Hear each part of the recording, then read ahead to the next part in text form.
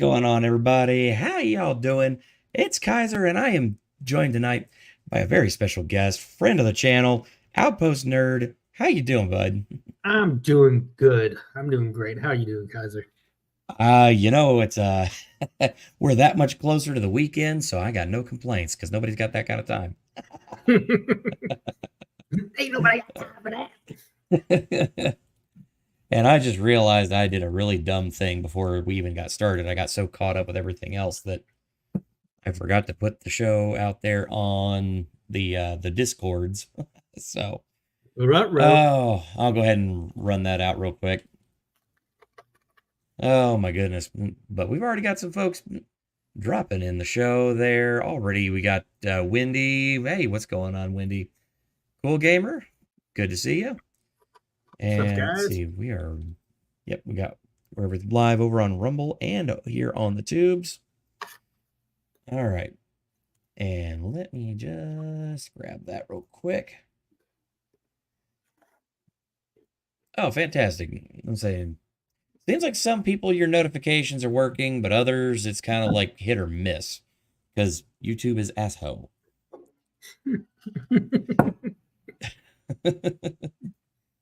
I don't uh, understand YouTube half the time. I don't understand where they come from. I miss it before the apocalypse. I miss that kind of YouTube. the Wild West days of YouTube. Yeah, those were good times. Wish I had started my channel back then. Oh God, so do I. Back in the day where uh, you could be like a ninja or PewDiePie, but now they have it set up so you can't do that. You can't become a millionaire off of YouTube anymore.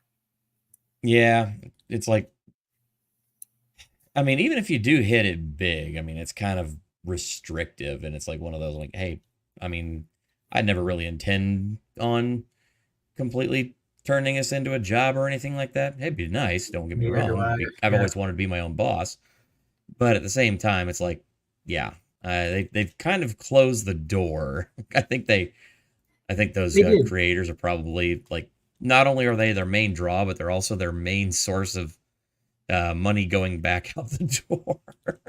Well, it's like YouTube. They make their money off people, but they have no problem kicking those people to the curb. Yeah, absolutely, they do. I mean, you have to, in order to succeed, you really have to find a niche at the right time. I mean, Yep. I watch Ricada Law all the time. I don't know if you do, but he was able to get in. There was no lawyers before him talking about cases and legal stuff before him.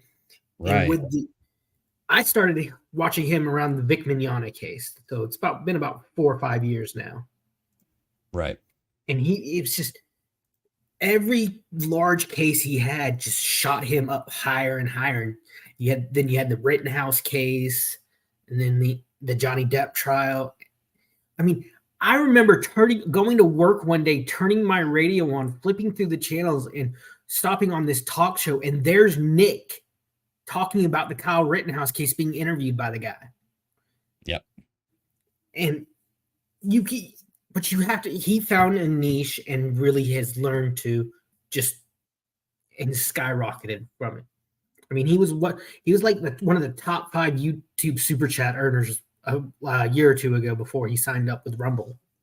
Yeah, and it was only really because YouTube screwed him so bad that Yeah. he even went to Rumble in the first place. And now Mm-hmm. same thing with like Crowder. I mean, they're making bank over there on Rumble. I Oh mean, yeah. yeah, I have a feeling in the next probably couple of years, you're gonna see that Rumble is gonna be, if Rumble is probably gonna turn into what face or not, God, I almost said Facebook, what YouTube used to be back in the Wild Mm-hmm. West days. And I think, what was that other media company that Amazon pulled the plug and they just collapsed like a year or Oh two ago? gosh, yeah, I don't remember off the top of my head, but yeah, But you I know the know, I one I'm remember the talking one. about. Yeah, I know the one you're talking about. I can't remember the name Oh, of it. maybe Chad will be able to tell us. But I think they learned from those mistakes and like relying on one of these server companies that Amazon and Google has Yeah, control of. I And I want to think say that Cloudflare. I'm not sure. I don't Not sure. Cloudflare sounds like a server website. Yeah, Server. I could be wrong on that one. Oh, I can't remember. That's gonna bother me. Oh, yeah, JKD Bucks. Yeah, Parlor, that was it. Parlor, yes. Parlor made the mistake of relying on the establishment. And I Yep. think Rumble has learned, like, we can't do that. We have to build our own system. And I'd say over the past year, Rumble has really, the user interface is leaps and bounds of what ahead of what it was like this time last year. Oh, absolutely it was. And the only thing I don't like about it is you can't change your screen name. Once you sign up, your screen name is what it is. Yeah. And that's the. Oh, thank you to Shade Chaser over there on Rumble. Yeah, also saying Parlor and corrected me that Cloudflare is the security that censors who they choose to. Ah, that's where I remember that name from. Okay, thanks, Shade. We're seeing just these companies that they claim to be platforms, but they're not. They're publishers. If you look at their practices, and this is what was it? Section 8, or not Section 8. What's that? Section 230.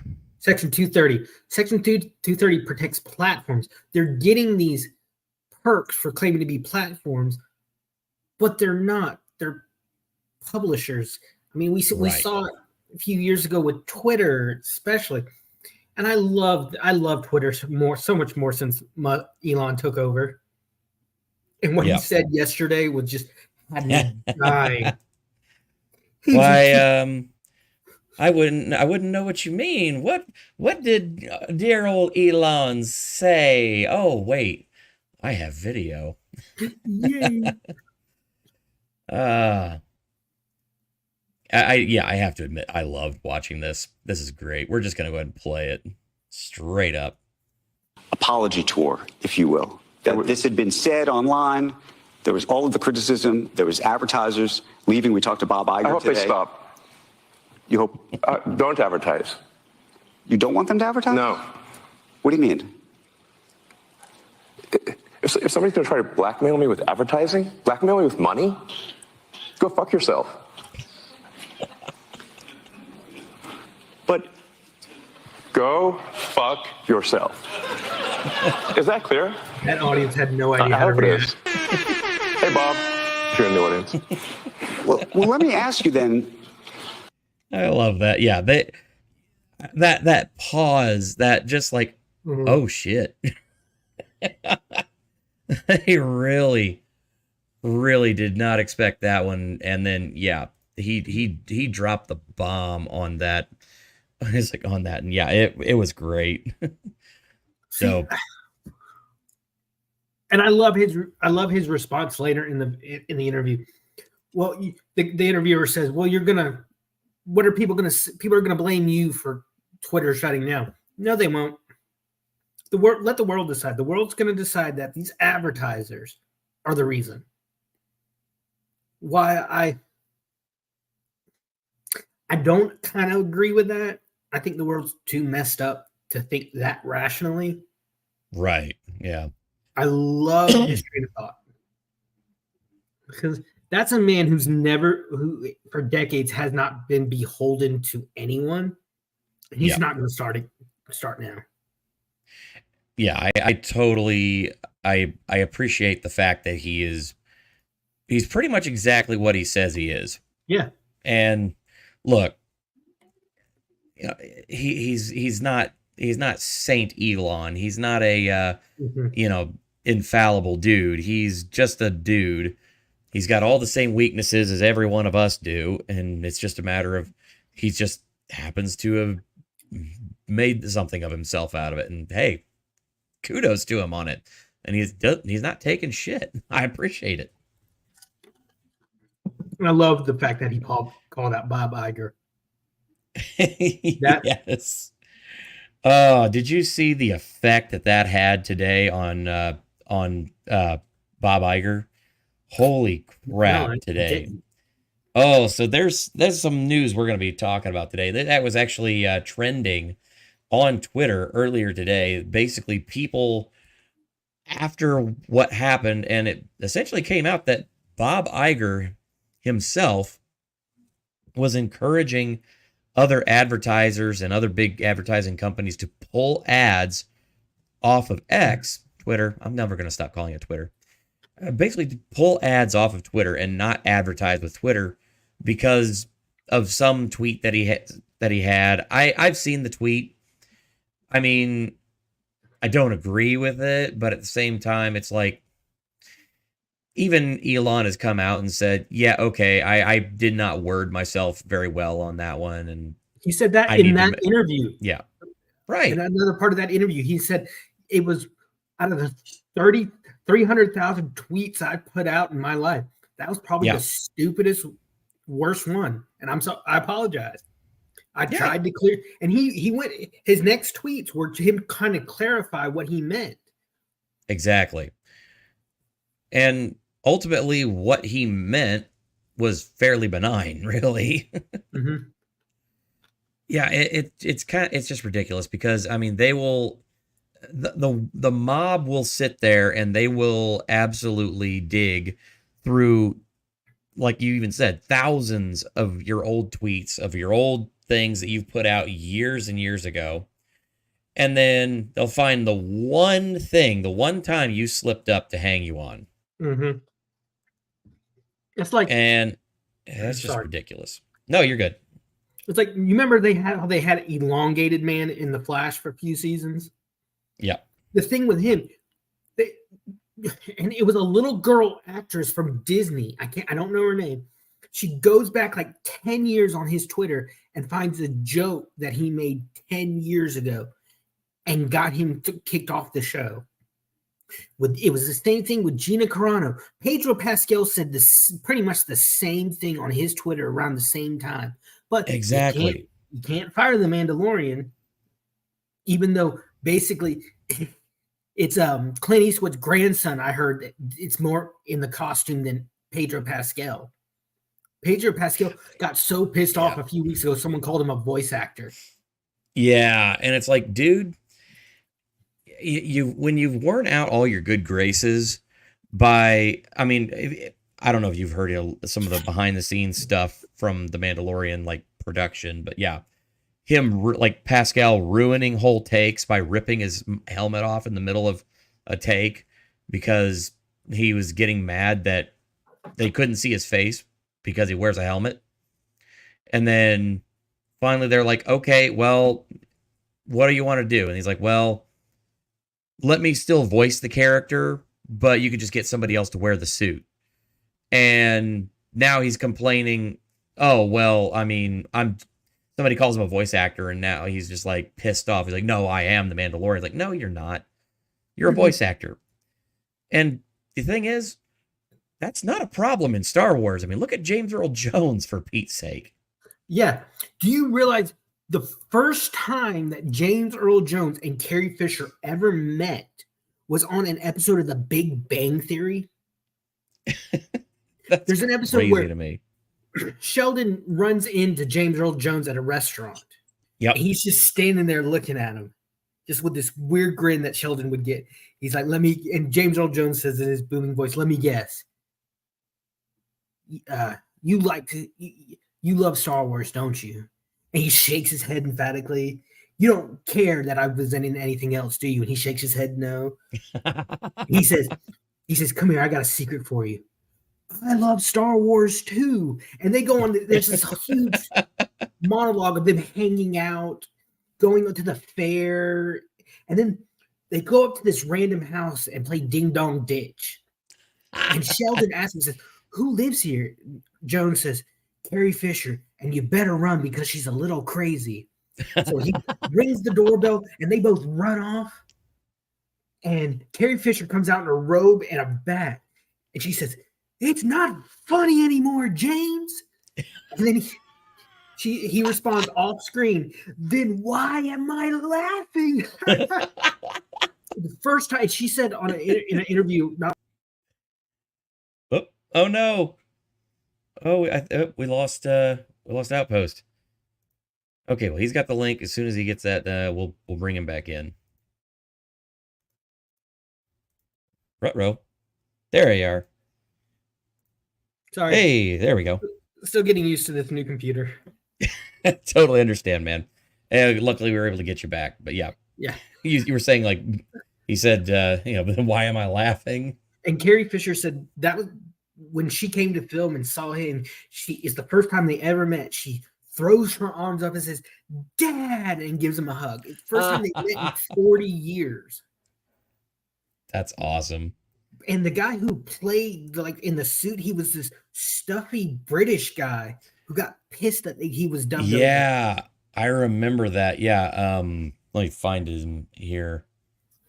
He was a bodybuilder. I remember that Shelly's here. 3. Oh, cool. One of my favorite people on YouTube. Hey, Shelly. Good to see you. Thank you so much for dropping on by. Yes, thank you, JKD Buck. David Prowse. That's it. He was Welsh. His performance was great, but his voice was just yeah, the original voice. Oh God, I almost have to find a clip of that now. It's just so funny. Yeah, there's a clip I've seen where it's in the interrogation on the rebel ship in A New Hope. He's got this. He's got that typical. Yeah, he just recently passed away. Yeah, he was Welsh, and he's got that typical Welsh accent. Sorry, there's no way you'd be shaking your boots with a Welsh guy. Yeah, but so I don't mind that kind of thing, but it does bother me when people think more highly of themselves than they do. Like Pedro Pascal, he was what? You saw his face twice on The Mandalorian? Yeah, in season 1, and then I don't think you saw him at all in season 2. Oh wait, no, you did see him season 2. Yeah, it was when they were him in right. Mayfield. Because Bill Burr played yeah. Mayfield is one of my favorite Star Wars characters. He's actually at least cool, and I like Bill Burr, so I give him that. Yeah, one. I don't like his wife though. His wife is not going to get at that. But I love it when Mando is being introduced to him in season 1, and he's like, the guy said to me, "This is Mayfield. He was a Imperial sharpshooter." And you see kind of Mando kind of cock his head a little bit, and he says, "I wasn't a stormtrooper, jackass." Yeah. But and then in season 2, in his episode, it was really cool. You got to see him; he could actually shoot. I mean, from like he hits his target from like 300 or 400 yards away, and it so impressive that you had Cara Dune and Ming Na Wen's character, whatever. They're like, wow. But then I think it got really. Mandalorian fell into the trap that all good shows do. It went woke and started taking away from its main character. Yep. I mean, I agree with there. In season 3, it started becoming the Bo-Katan show, in my opinion. Yeah, that season 3 was completely off the rails. I basically, I think I watched all of about maybe 5 or 10 minutes of the first episode of season 3, and I'm like, nope, I'm out. Well, there was an Witty episode, says, I didn't know this about Pascal. Yep. Yeah, there was an episode where he just basically hands her back. He comes up with this bullshit excuse and hands her the Darksaber. It's like, are you fucking kidding me? And then it had like, Jack Black. Absolute cuck. Yeah. Had Jack Black and Lizzo on it. Yeah. Oh my God. Jack Black and Lizzo together on an episode of The Mandalorian. And I'm just like, oh, you guys just had like a bunch of names and a hat. Yeah. For cameos that you wanted to do, and you just pulled 2 names out of a hat.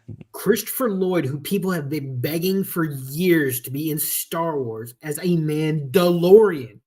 They wanted him as a Mandalorian because Back to the Future and the DeLorean time machine. Ah. And then they just Okay, that one took me a second. All right. they screwed him over so bad. And I like Jack Black. I think he's funny. Jumanji, or those two movies are really funny, and he's great in it. Love Tenacious D, love his music. Yeah. But you put him with Lizzo, and it was like he was acting against a brick wall. She was not giving him anything. I'm a trained actor. I studied theater in college. I've done a few things on screen and behind the scenes, and it was like, God, woman, show some emotion. Yeah. Jesus, you're killing me. I mean, she treated Grogu like he was a little pet the entire episode. Yeah, and I think that's just it's bad direction coupled with basically sloppy writing. Yes. You've got a company that I mean let's be honest, there's been so much infighting going on within, Lucasfilm as it is, that I mean it just was getting bad. And so I mean allegedly there was this whole plan to where they were ended season 2, where they were going to introduce Grogu to go off with Luke, and then Mando was going to continue on, and it was Grogu was going to just go off and do his own thing. They were like, yeah, we're writing him out of the story. And then of course, what does Disney do? Disney just goes, no, that's my little cash cow. You're going to put him back in the damn series. You're going to find a way to make it work. And they're like, yeah, we can't do it without completely undermining the character now. They ruined Luke for just that reason. Yeah. Yeah, and Wendy in chat asked the question, was this pre-strike? Yeah, this was about 2 or 3 years. This is a couple of years ago, yeah. Like, this was just after season 2 ended and so before about 2 production. Years. Yeah. Because this Luke that we've seen in the sequel series and in the TV shows, I will go to my grave saying this is not Luke Skywalker. This is not the optimistic young man who stood up to the devil, basically, and said no. Yeah. He would not try to kill his own nephew like this. Now, in the comics and in the books, he eventually has to send someone to kill his cousin when he falls to the dark side and becomes the Dark Lord. But it's not his first choice. He tries everything to save him in the expanded universe. Before that, they left out. JKD Buck says, I hate them all for the Last Jedi. I'll never forgive nor forget. Yeah, I totally agree. And the thing about the Last Jedi, they tried so freaking hard to retcon Rey. They showed her the whole training sequence was a response to people saying she's a Mary Sue. Yeah. You've spent 2 movies not building her up or training her to do anything, and then everything is just gifted to her. And I see with a few tweaks, a few changes, they could have got a half decent movie out of The Force Awakens. It's not what the fans wanted at all. But if you're talking about looking at what we got and saying, okay, I could see how they could take a few things here and there out, and then they could at least make something decent out of it. You use that one as a jumping off point. It's 30 years after the original trilogy ended. Okay, fine, whatever. Let's try and do something a little bit different. But okay, I could see how they would be able to make something salvageable. The problem is that they took the original 3 characters. They took Leia and they said, okay, we like this one because, feminism. Someone else saw it. The sequel, the first movie was just a remake of A New Hope. Exactly. It was a carbon copy of A New Hope, and they took Leia And they just said, okay, we're going to elevate her to this higher position because feminism. And then, Hal, or not Hal, Han is going to be basically just a deadbeat dad. Yeah. Who goes back to, all of the things that we had seen him grow out of in the original trilogy. Yes. And we're just going to completely destroy his character, and then he's going to die at the end. And then the next movie, we're going to get to see Luke, and Luke is just a cranky old man who has basically decided that, I'm a horrible person, the Jedi suck, and I'm just going to sit here on this island and wait to die. It's like, did you ever see that? I think it was the deleted scene from the second one where he's kind of mourning. He's come to terms that Han is dead, and you see Luke. He's just, oh my god, he's leaned over the table in his little hut, and and then all of a sudden the door just boom explodes off its hinges and goes flying across the room, and Chewbacca comes storming in. And Chewbacca and Wookiee just starts tearing into Luke because Luke, he's cussing him out. Because Luke says, hey, watch the language. Yep. And it was like, why take that out? That shows progression. That shows emotion. That shows response to what has happened. Yeah. And instead, all we got was a lot of nothing. The only people showing emotion in the whole damn movie were the First Order, and that was only like General Hux, and I mean, you mean the Weasley? The dude is just basically just a joke. Hux was Hux, the actor who played Hux was the older Weasley brother in Harry Potter. Yeah, that's the only way I remember him, because it was And you have this huge mysterious character in Smoke, whatever it is, Snoke, whatever. Snoke, yeah.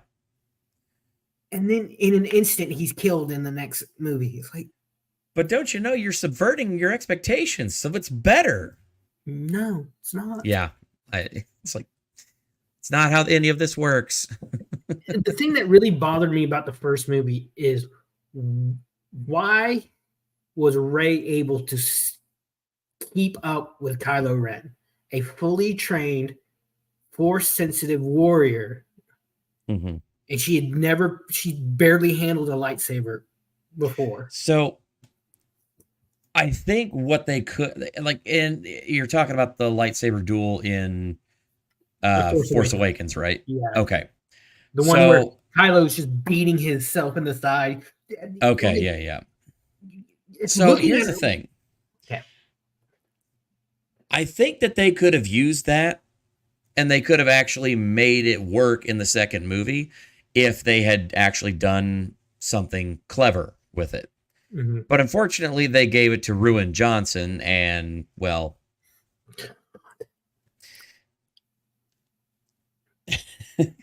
Again, I think they could have done something interesting with it, like maybe she had some kind of, like, connection to someone, or maybe she had some kind of, like, maybe she was, like, one of the other students that maybe survived, but she had amnesia.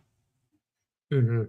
Could have been a whole number of different things that they could have done, but then nope, they just decided she's a Mary Sue character and that she's just better than everybody else, and she's also Palpatine's granddaughter.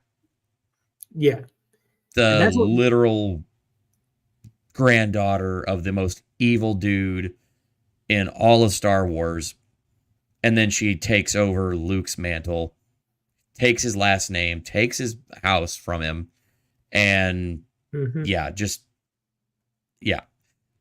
now your Skywalker, and you're gonna just like it, you filthy plebs. Yeah, that's basically what they said. Yeah, and it's like when you're hired as a director for something as big as Star Wars or Star Trek, or any of these huge, including Marvel, you're not hired to create something yourself.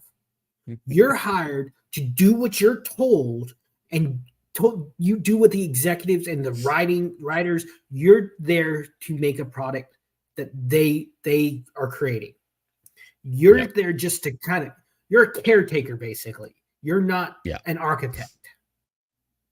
Yeah, and that's what like Taika Waititi, or whatever his name is, who did Ragnarok. Yeah, Taika Waititi. Yeah.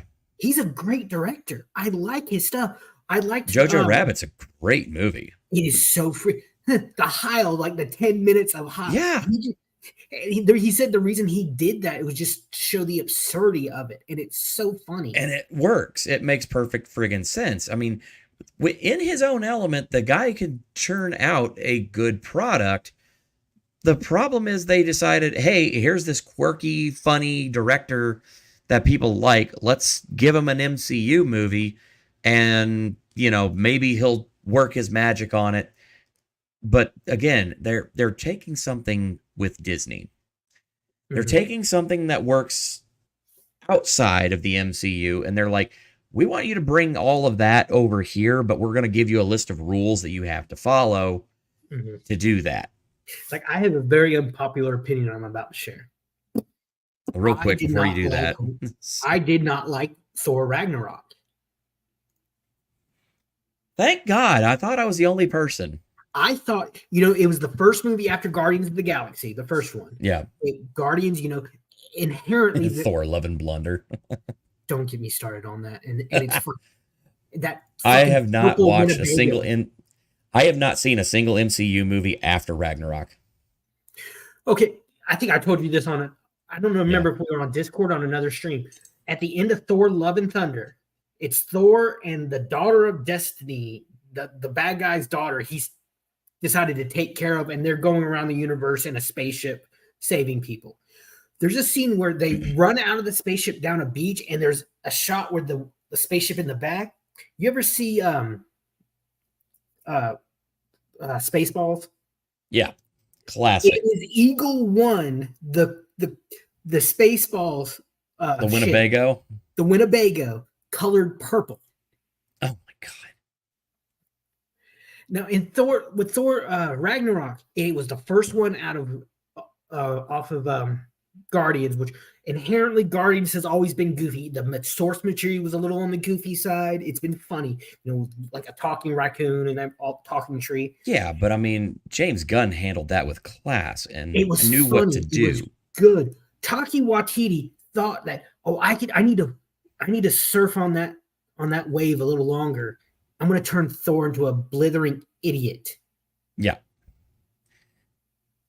And I'm going to turn him into an idiot, and then I'm going to make him like look goofy and then do goofy stuff. I mean, that whole intro sequence where he's hanging upside down by the chain, I instantly was just like, this movie's going to suck and I'm going to hate it. I couldn't get over Jeff Goldblum as the master or whatever they called him, the game guy. Yeah. I couldn't get the word out my brain hole. Winnebago. Yeah. But it's the only thing I liked about it is when he's in the stadium and he realizes it's Hulk that he's fighting. And he's like, yes. He says to everyone, that's a friend from work. I love that line because I love the backstory behind it. Yeah. The backstory is they had a Make-A-Wish kid on set that day. It was his wish to go meet everybody. He suggested that line, and it became like one of the taglines of the movie. Okay, cool. I'm like, that is so cool. It's but, and Taika Waititi said on his Twitter a few years ago, tying this back into Star Wars, he said, people are going to be pissed at my Star Wars. It is not your Star Wars, asshole. Yeah. And that's what these directors don't. They want to make it their own. It's like, no, you're not doing this for you. You're doing this for the fans. And that is, I say this with a passion. They are not the culture. We are the audience. Exactly. 100%.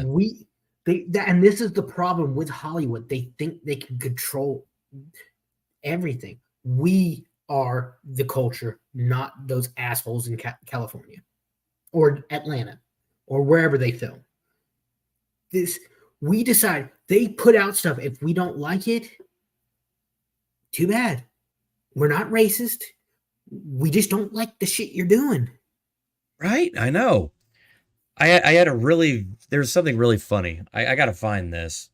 It was a tweet somebody put out today, and I responded to it. And it was one of those, I'm like, Yeah, that was just kind of it was too perfect. Here we go. You'll love this. So this came up. So this person tweeted, two most overhated movies of 2023. I wonder what they have in common. The obvious being that women. Trying to go the feminist route. Yeah, I looked in on this person. Yeah, total wackadoo. And so I responded, what do they have in common? Both are bloated, overindulgent, shallow, hollow imitations of much greater IPs on which they're based, shat out by a corporation that has been pumping out bland, soulless sludge for years in an effort to chase a pipe dream of an endless cash flow. Mhm. It's like It's exactly what it is. Exactly. It's like that movie Wish that just came out. That Pixar Oh my movie. God. I'm looking at it. It cost $100. It had a budget of between $175 million to $200 million. It was just over 200 million. They capped it at 200. So, Yeah, let me grab the full details here you for will you. not believe how much the box office was. Oh, I've been keeping an eye on it very, very closely. Pixar, who for 20 years did not have a bad movie, from Toy Story to I would say argue Cars 2. Yeah. Ironically, though, strangely enough, this wasn't Pixar though. That's the crazy part that I thought. Really? It's not Pixar. So this was actually Disney Animation Studios. Wow. I know. So that's one of the reasons what really kind of creeped me out, because they're trying to do this weird thing with the animation where it looks like a mixture of 3D animation, 3D animation, 2D animation, and watercolor. Mm-hmm. And it doesn't work at all.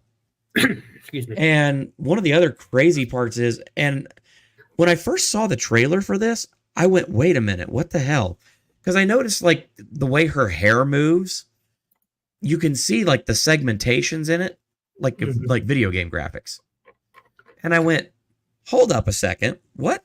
And I went back and watched it a couple of times, and I was like, this can't be a finished product. Yeah. And sure enough, just got confirmation yesterday. Guess how much production time this entire movie had? It's how much? 3 months. 3 months? 3 Are months. you kidding me? 3 months. When they would take years, 5 or 6 years from start to finish to do a movie, and you're telling me they did this in 3 months? They had this movie. They had the script greenlit almost 2 years ago. They sat on this project for 2 years, and then they sat back and had next to pretty much nothing done on it, and then they animated the entire movie in 3 months. Look at tell me you don't see this. Did you ever watch Star Trek Discovery? No. I've tried to watch one episode of Discovery, and I was like, nope. Tell me this is not the same character. Tell me. Oh God, it's Mikey Spock. I saw that, and I'm like, are you kidding me? And this is, I can't stand this character, by the way. Michael Burnham is one of the worst. Oh God, she is so bad. You're telling me that you can go from starting the worst intergalactic war in history to captain of the most powerful starship in the entire universe? Not to mention war criminal. Exactly. She's the one person, and this is the original character. This is the big thing with the original character in the original series. He was the only person to ever commit mutiny on a Federation starship. Yep. But Whammon, we got to have a Whammon in power. Yep. And don't tell me, if you look up the video game tardigrades, you will see the exact same character designs. Yep. I will say they have a type. Star Trek has stolen more IP than any other franchise ever. I will catch shit for this, but they stole DS9 from J. Michael Straczynski and Babylon 5. because Okay. he back in the 90s when he came up with Babylon 5 and wrote it, he said it himself. I was shopping it around and I went to Paramount, they turned it down. But less than a year later, I'd already been greenlit at Turner Broadcasting. Yet less than a year later, they announced a Deep Space Nine. And if you look at Deep Space Nine, storylines are pretty much the same. The only difference is I like Babylon 5 because it was more realistic. The characters, they were still worried 200-300 years from now, still worried about getting paid. Yep.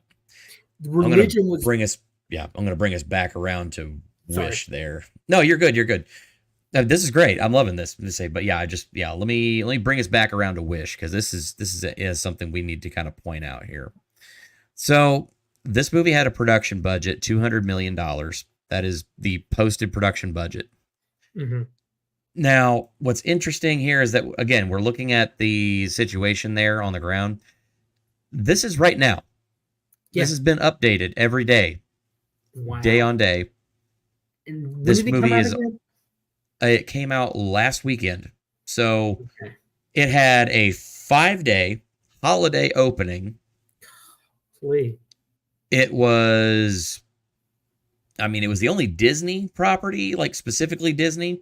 It did have the Marvels that it was also competing with at the box office, but is that really Marvel competition? Had been out like 2 or 3 weeks before already.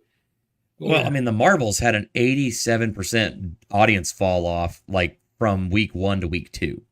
Yeah. And then this movie, the people turned out, and we only got 33.9 domestic. Do you want to know what the original domestic box office take was? And it was the pessimistic version. What's that? Let's see. Yeah, like 3 days before this movie came out, the pessimistic numbers on this one were 54 million domestic. Jesus Christ. They revised the numbers the day before it released in theaters to 25 to 35, and it underperformed even that. See, I think Pete, I hope they're starting to see this, but I think audiences are getting tired of big white man baddie versus ethnic heroine underdog. Well, I mean, this movie's straight up communist. Yeah, because the so-called evil king, the evil white man, he basically he's like, I have the ability to grant wishes, but I can't grant everyone's wish. It would be chaos. So I grant one person's wish a year, blah, blah, blah. And then this girl just comes along and like, I'm better. I can just, do Disney princess shit, and I'm going to make it so that way everybody, gets, their wish. Yeah. And, there's again, she's always described, and it's crazy to me that whenever they went into the production phase of this, they actually went in front of everybody and said, hey, when you're writing the music, I mean, the main character, she's an activist. And the composer for the movie is just like, what am I supposed to do with that? Like, I don't know how to write, quote, activist music. It's not a descriptor that I can use. I mean, yeah. And, well, we're finally, after this, the Marvels, and then they recently just announced that 2 guys who were involved in a lot of the, what do you want to call it? Basically, the legal money laundering at Disney behind the scenes, they just got added onto the Disney board. God. And yeah, literally as of about, let's see, not even hardly 12 hours ago, Nelson Peltz of Tryon Management has officially announced that he is going to be stepping up his bid to basically oust Bob Iger at Disney, and he's going to take his case to get on the Disney board straight to the investors over there at Disney. Because he's like, yeah, we've given Bob time after time after time. We've given him the benefit of the doubt so many times. And he said, okay, I'll get better. I'll fix this problem. And he doesn't fix the problem. He makes it worse. Yeah. Did you see South Park, the Pandaverse? I freaking loved it. Oh my God. I love that Cartman one is so much. Kathleen Kennedy, and her only response, the only thing she says the entire movie is, make it a woman and make it gay. Oh, I know. Trust me. I know. Put a chick in it, make her gay. Put a chick in it and make her name it gay. Sure, yeah. Well, let's try that. Again.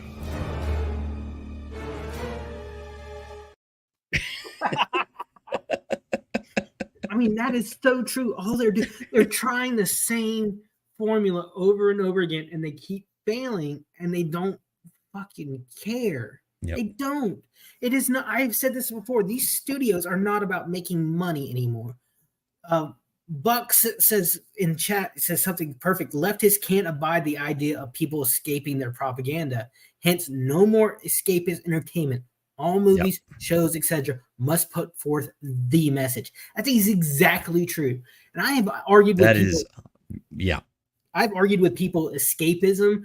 They think escapism is just ignoring reality. You're just ignoring your problems. No, it's not. Escapism is taking a break from your problems for like an hour or two. We need that's that. exactly it. That is why there's so much alternative. That's why YouTube became such a thing. And now YouTube is in bed with these studios. Real quick there, over on Rumble, Shade Chaser mentions, Wish is the most disappointing because it was supposed to showcase a century of Disney animation. A more fitting celebration for 100 years of Disney animation would have been to start a minimum of 10 years ago, get their best animators, composers, and directors, and do something more like Fantasia. Yeah, that sounds great. Wendy, Wendy in YouTube chat. I know how that feels. She just lost her dog. Yeah, I saw that earlier there, and I'm really sorry to hear that, Wendy. Yeah, sorry about that one. I remember I lost my pit bull about 4 or 5 years ago. She was about 13, 14 years old, which is she was a Staffordshire Terrier. And she was the greatest dog I ever had, funniest dog I ever had. And I remember about 3 or 4 weeks after she passed away, I have a dream. One of the most vivid dreams I ever had. I'm just sitting there stroking her back in the floor like I done hundreds of times. And I wake up from the dream and my hands are in the air like I'm petting her. It was so vivid. My body was actually doing what I was doing in the dream. Wow. So she was only 5. Oh, I'm sorry. Oh, no. Ours was, we had a lot of people who didn't like her just because she was a pit bull breed. But I will say this, for the rest of my life after having her name was Sadie. She was awesome. I will fight for bully breed rights for the rest of my life. They are some of the sweetest. The only time she'd hurt you is that if you got hit by her tail when you first met her. Yeah. She was the sneakiest dog too. Because she was so muscular, we couldn't spank her. Like you spank her, you'd hurt your hand, and she'd look at you like, "Hey, can you do the other side too? My butt itches." Yeah. Hey, could you get that other side too? Yeah. So we had a bottle of vinegar water, like maybe just like a teaspoon of vinegar and the rest water, just enough. Like just they hate the smell. Yeah, just squirt her in her face if she had some. But she'd get you back. She was a little devious, little pain in the ass. Because these dogs were gassy. Her breeder, gassy as hell. Yeah. She'd come about an hour or two later. She'd sit at your feet. You'd be loving up on her. And so all of a sudden you hear, and she'd get up and you'd smell it. Oh, it was foul. she'd get up and walk away and turn around and look at you with that only grin that only those kind of dog with the big jowls can do. It's like she was saying, "Payback's a bitch, huh?" And Yeah, she, I've got. Yeah, I love my puppies. I've got a sick cat right now. I'm trying to deal with. I had a cat Yeah, that passed away. That was my first pet. yeah. She's 15 right now, and it's one of those. I've got a procedure scheduled for. Gosh, when is it? The soonest that they could get me in. The soonest. Yeah. Is 2 weeks from now. Oh, I'm like, are you freaking kidding me? yeah. And yeah, I mean, we've done everything we can, but I mean, yeah, it's one of those. I'm scared that she might not actually last the 2 weeks to get her into the because we took her to the vet last week, and unfortunately, it's just one of those situations where she's.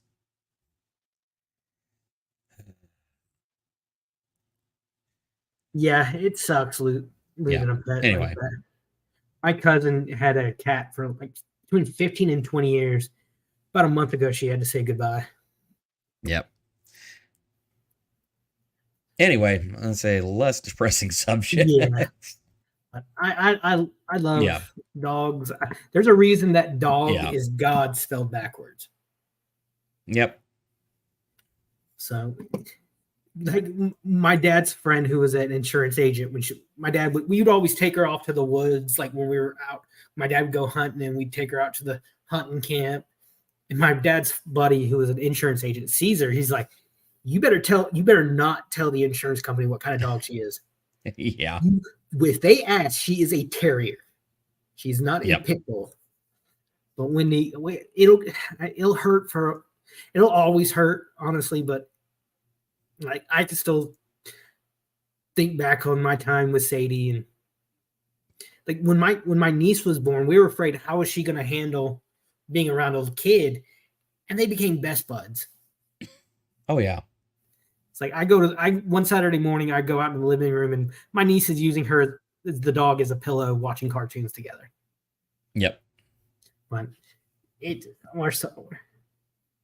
I'm sorry, Wendy. JKD Buck says smartest dog I ever had was a mountain feast, feist, and I don't hunt. House broke in half a day. Could do any trick, loving, and then at 4 she got brain cancer. Not fair. Yeah. I mean, it's tough. It's like that old Doctor Who scene in School Reunion where the doctor says to Rose, he's like, you can spend your whole life with me, but I can't spend my whole life with you. Yeah. That's the way I see the relationship. And that's what, speaking of Doctor Who, God, that 60th anniversary was shit. I don't even want to touch that one with a 10-foot pole. Not yet. I'm like, it's so polarizing right now. But I literally recorded an episode of my Real Talk Entertainment Update on it. Mm-hmm. And I forgot to unmute my microphone. So I did the whole thing, and then there was no audio. Posted it, and then people were telling me, hey, there's no audio. The next day I'm like, oh shit. Went back and I took the video down. Yeah. And I thought, like, okay, I just go in and redo it, and then I'm like, nah. You couldn't handle watching it again. I could not go through even the trouble of pulling together all the stuff and talking about it again, because it was just like, yeah, no, I'm done. Anyway. But getting back to Disney and Marvel and shit, the thing with one of the major things I noticed, like in the Marvels, in the past, like maybe 1 or 2 Marvel things, they have had no problem just wiping away things they have been building for the in past movies. The biggest thing in the Marvels they did was just wipe away Sword. That pissed me off when the stupid freaking way they did it. Yeah. R.I.P. Doctor Who is all I got to say about it. Hang on real quick there. No, Wendy, don't worry about it. We appreciate you. We appreciate you being in there. And, we're here to do what we can. I mean, and I'm just glad we can keep you entertained for a while. Yeah. So don't worry. You are A-okay. Absolutely. Got nothing but love on this side of the screen. Oh yeah, definitely. It's like I can relate. Anywho, sorry. It's like when I first saw Sword in No Way Home at the end, I'm like, holy shit, they're actually gonna do Sword. You know, I knew a little bit of it from the animated series and a little bit from the few comics I read. It's like, right. And then they just wiped it away by a cat monster having babies. It's like, are you kidding me? Are you freaking kidding me? You couldn't leave it at the creature is the reason Nick Fury wears an eye patch. When that happened, when he lost his eye that way in Captain Marvel, I'm like, are you kidding? Goose the cat claws his eye out, and it turns out the cat's a flirkin, and has the tentacles in its mouth. Yeah. And apparently it's also a pocket dimension in its stomach. Oh God. And the look of fear of all these all the crew just running everywhere. No, don't put me in the cat. Don't put me in the cat. Ah! It's like, really?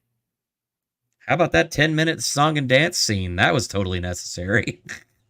Oh yeah, don't get. Oh my God, I hated it. Like, oh, that's how they communicate. And then the prince comes over like, "Hi, how you doing? I'm the prince." What? Yeah. And they even acknowledge it like, "Oh, he's like, okay." Yeah, we need this scene to just move. It's like, are you kidding me? That whole 10 minutes were completely worthless. Yeah. You didn't have to do that. It's like, now, Buck asks, better to watch Nick Fury. Are you talking about David Hasselhoff, Nick Fury? Did you ever see that, Kaiser? No, I did not. There is a it's called, I think it's called Nick Fury, Agent of S.H.I.E.L.D. Okay.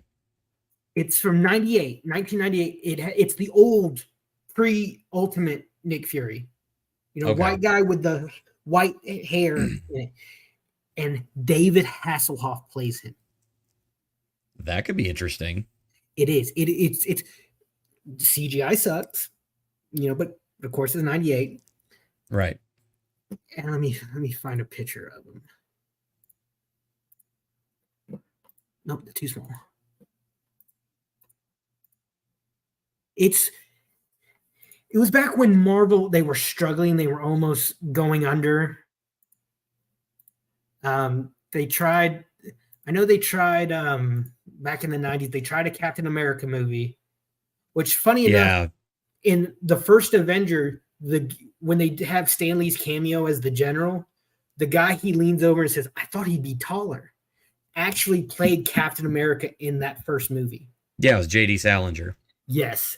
Let me share it. If you have not seen the original 90s Captain America, it is comedy gold. Without meaning to. Oh yeah. See, look, that's kind of cool looking, right? It's pretty badass. It deals with the "I'm not Obama, I hate you" for saying that. I hate you right now, dude. I grew up with reruns of Knight Rider, so I grew up around the Baywatch era. Yep.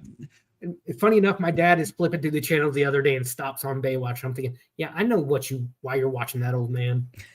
Boing, boing. Exactly. But it's fun. That's back when it was fun.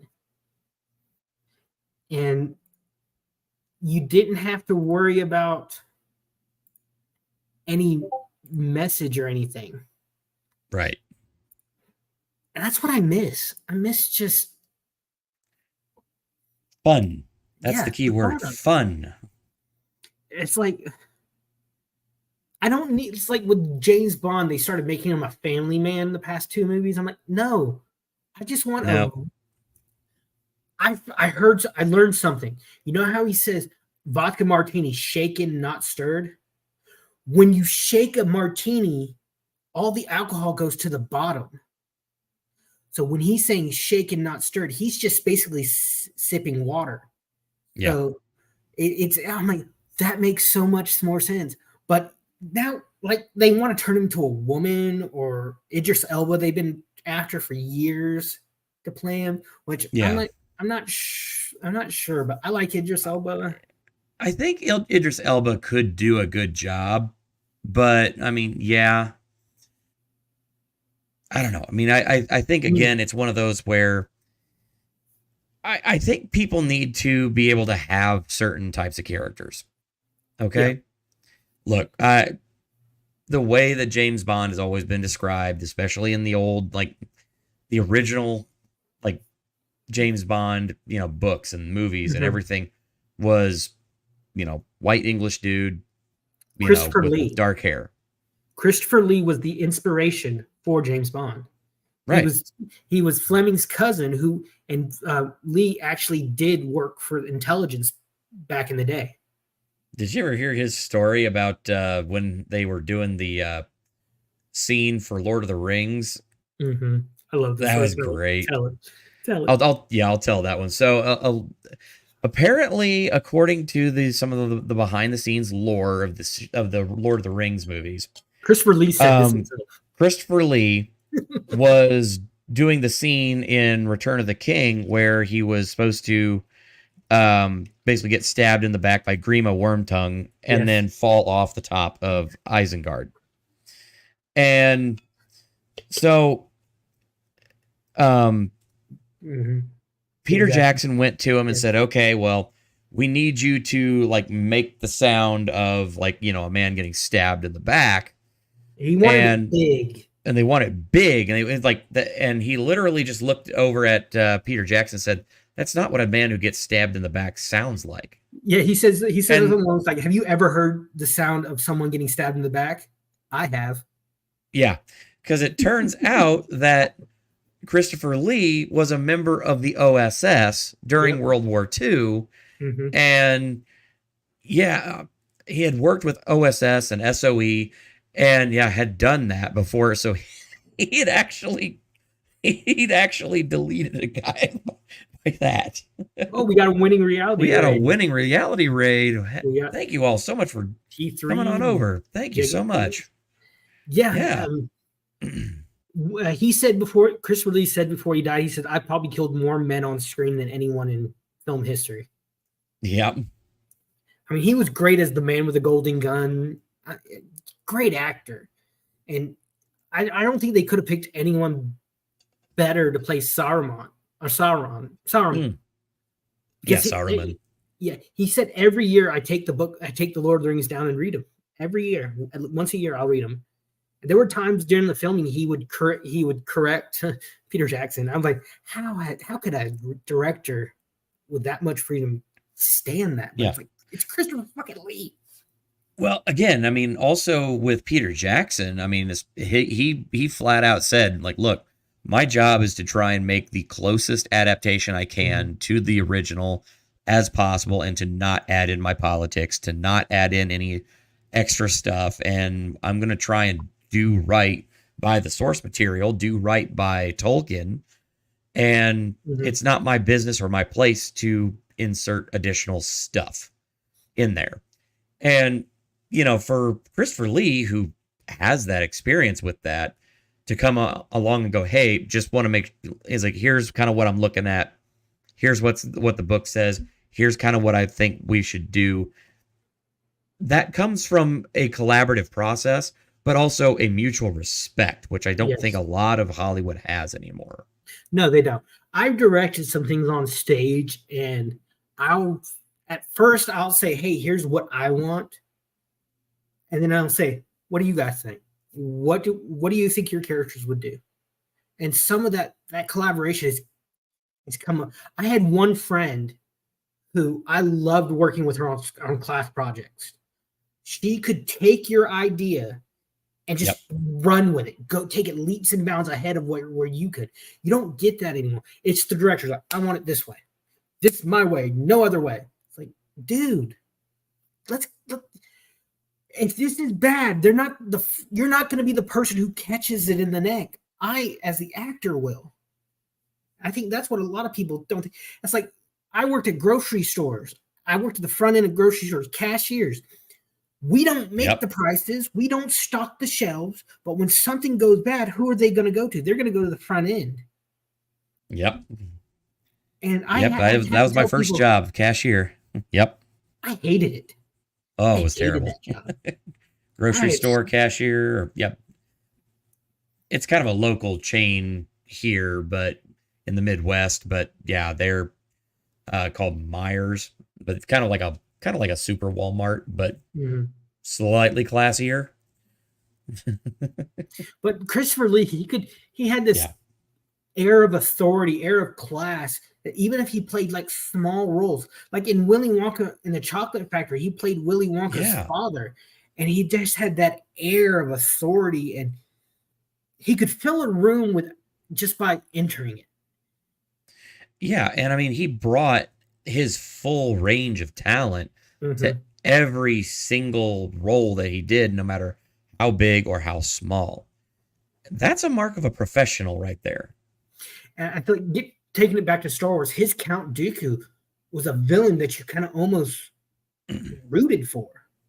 And recently, this past year, they did Tales from a Jedi. I don't know if you ever saw that, which showed you there's a reason that it shows you the reasons leading up that Dooku leaves the Order. He basically leaves the Order the day Qui-Gon dies.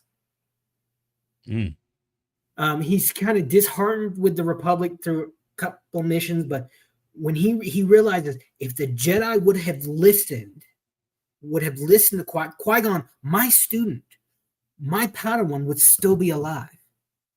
Right. And there's a literal scene where Obi-Wan and I think Obi-Wan's reporting, but it's a scene out in the hall. Qui-Gon's like, I'm done. I mean, Dooku's like, I'm done. And then he leaves, and you kind of realize why he was. Yeah, Alexander has a good point. Dooku wasn't really a Sith; he was more of a fallen Jedi. Right. And that's why it explains he didn't have the yellow eyes and the complexion that a Sith has, like you see with Palpatine and Vader. I think it would have been much better, in my honest opinion, if he did not have the red lightsaber, but that's just kind of a bad guy, red lightsaber. I'm like, come on, really? Yeah, pretty much. Yeah. But it's just, you don't get those good actors who they commit so much to the project that they make it better. You just now have basically yes men in front of the camera. And I hate that. Well, heck, I mean, they almost don't even have that anymore with all the stuff that they are talking about with, during the Hollywood strikes, with trying to essentially replace actors by scanning them. Yes. Yeah, and make them into AI, versions. Yeah, I'd say that's a whole kettle of fish right there. I mean, I have my own opinions on AI, and I know that not everybody agrees with them. And I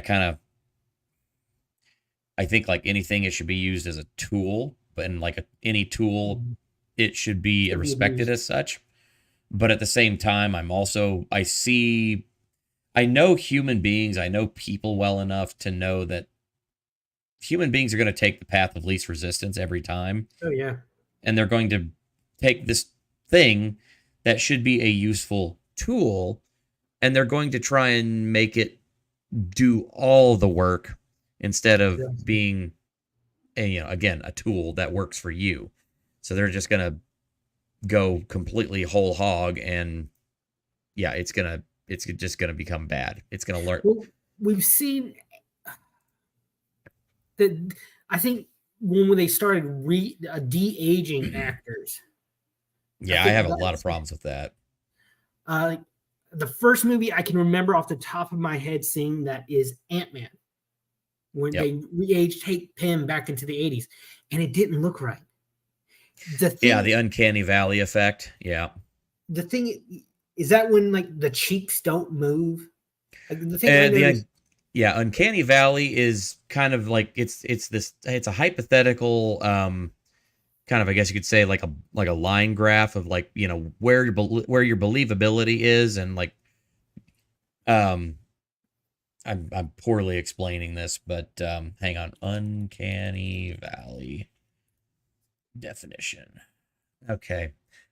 Used in Is that kind of reference to like the the thing with like? phenomenon whereby a computer-generated figure or humanoid robot bearing a near identical resemblance to a human being arouses a sense of unease or revulsion in the person viewing it.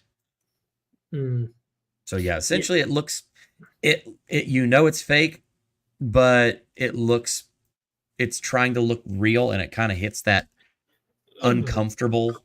creepy kind of look. Yeah, Yeah. yeah. It's I wonder, it's like when you see these AI videos of politicians, like their face just like the bottom of their face moves, but the top doesn't, and it's so. That's one thing I did notice Hmm. about Hank Pym is like when you talk, your cheeks move up and down, and the sides of your mouth go in and out, and Yeah, everything moves.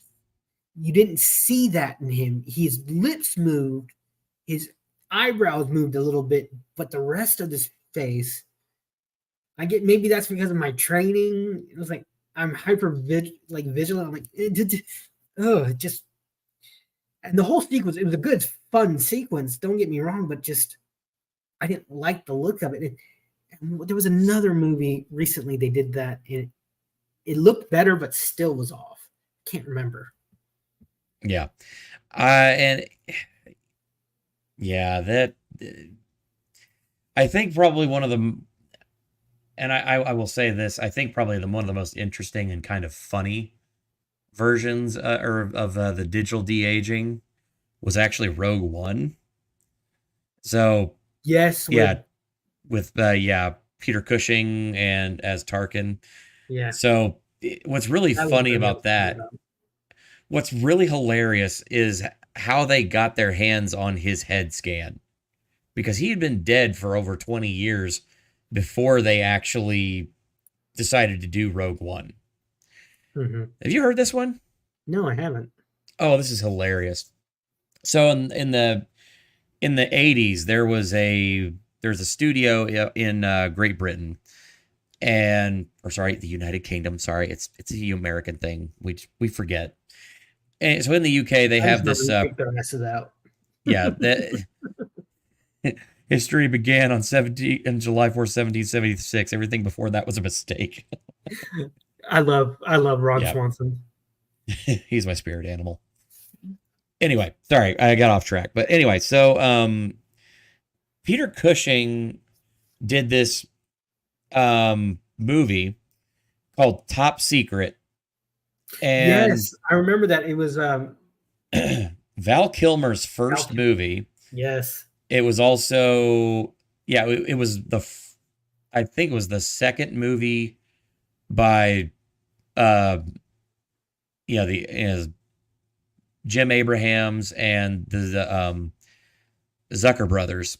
Can you When hold that they, for a second? I gotta run real quick. yeah, I'll just talk. So let's see here. Top Secret. Okay. Swedish bookstore. Yeah, that's hilarious.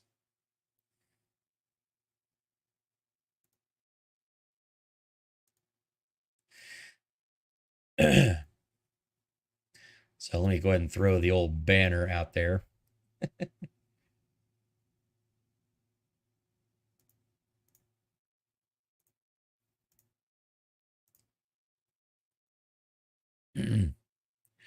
Real quick there, I'll need to hit the chats. So, yeah, AI is the new age gunpowder. Yep, I would agree with that. It's unstable and prone to being violently explosive. Excuse me. Oh, sorry about that.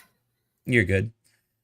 So, yeah, this is great. I don't know if you've seen this one, but this is I great. haven't. It's been so long since I've seen this movie. Yeah, so this is Top Secret. This is the Swedish bookstore scene. I'm just gonna play it. It's only about a minute 40. Hopefully we don't get yeeted, but yeah. There it is. It's a Swedish bookstore.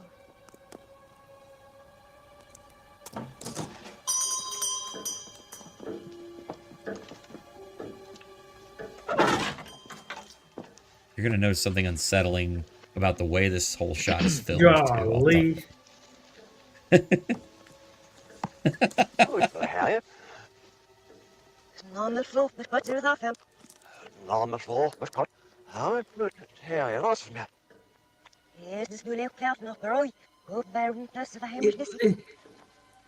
almost looks animatronic. So the funny part is, it's a Swedish bookstore, and nobody in the production spoke Swedish or anything even approaching sounding like a Swedish accent. So they filmed the entire scene in English in reverse. What? I noticed. I'm like, what are they saying? So the thing is that what you're seeing is the actual scene that they did actually played in reverse. That's how it went into the movie. So yeah, the voices are, that sound, the voices sound like all weird. Like, wait a minute, what's wrong with the voices? It's because they're saying their lines in English, but it's backwards. It's so great. Now think of how much choreography they had to do to make this look forward, like it's going forwards, but it's actually filmed backwards. Yeah, I was just looking at Val. He's very stiff almost.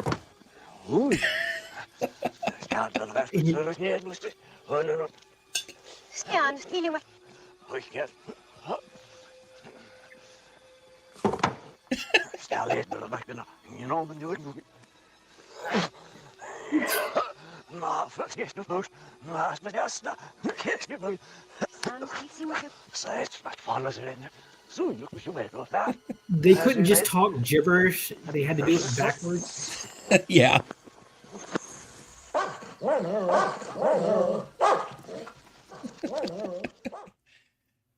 So yeah, that's insane. It's just one of the many visual gags in that movie. It's if you've seen Airplane, yeah, it's a spoof movie like Airplane. Yeah, it's been years since I've seen Top Secret. I remember one time in high school, I had a geography teacher who about to retire, so he couldn't give two shits. He did not care. So one day we come in, he's got the TV out. We're watching Airplane. Yes. There's a scene where like the full turbulence going full and across and the girl's screen, boobs. and he starts jumping in front of the screen, like trying to distract us. He's like, no. I'm like, why did you put this on, old man? Because he had ran the year before for school board and lost. So he's like, I'm just gonna retire, so I don't care. We'd make these stingers, where you take full piece of paper super tight and you take the rubber band and shoot them. Yeah, we'd shoot, and all of a sudden he opens his desk, takes a huge one out, like a 2-foot long rubber band, and with like a stinger the size of like a notepad, and just shoots it at one of my buddies.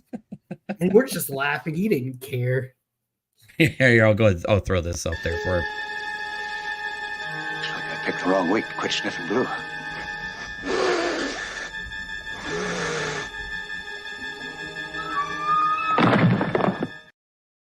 He's so funny. I love that movie so much. Anyway, so yeah, with Top Secret, so that to do the prosthetic eye for Peter Cushing, they had to take a full face cast and do like a full cast of his face to make the prosthetics fit right. Yeah.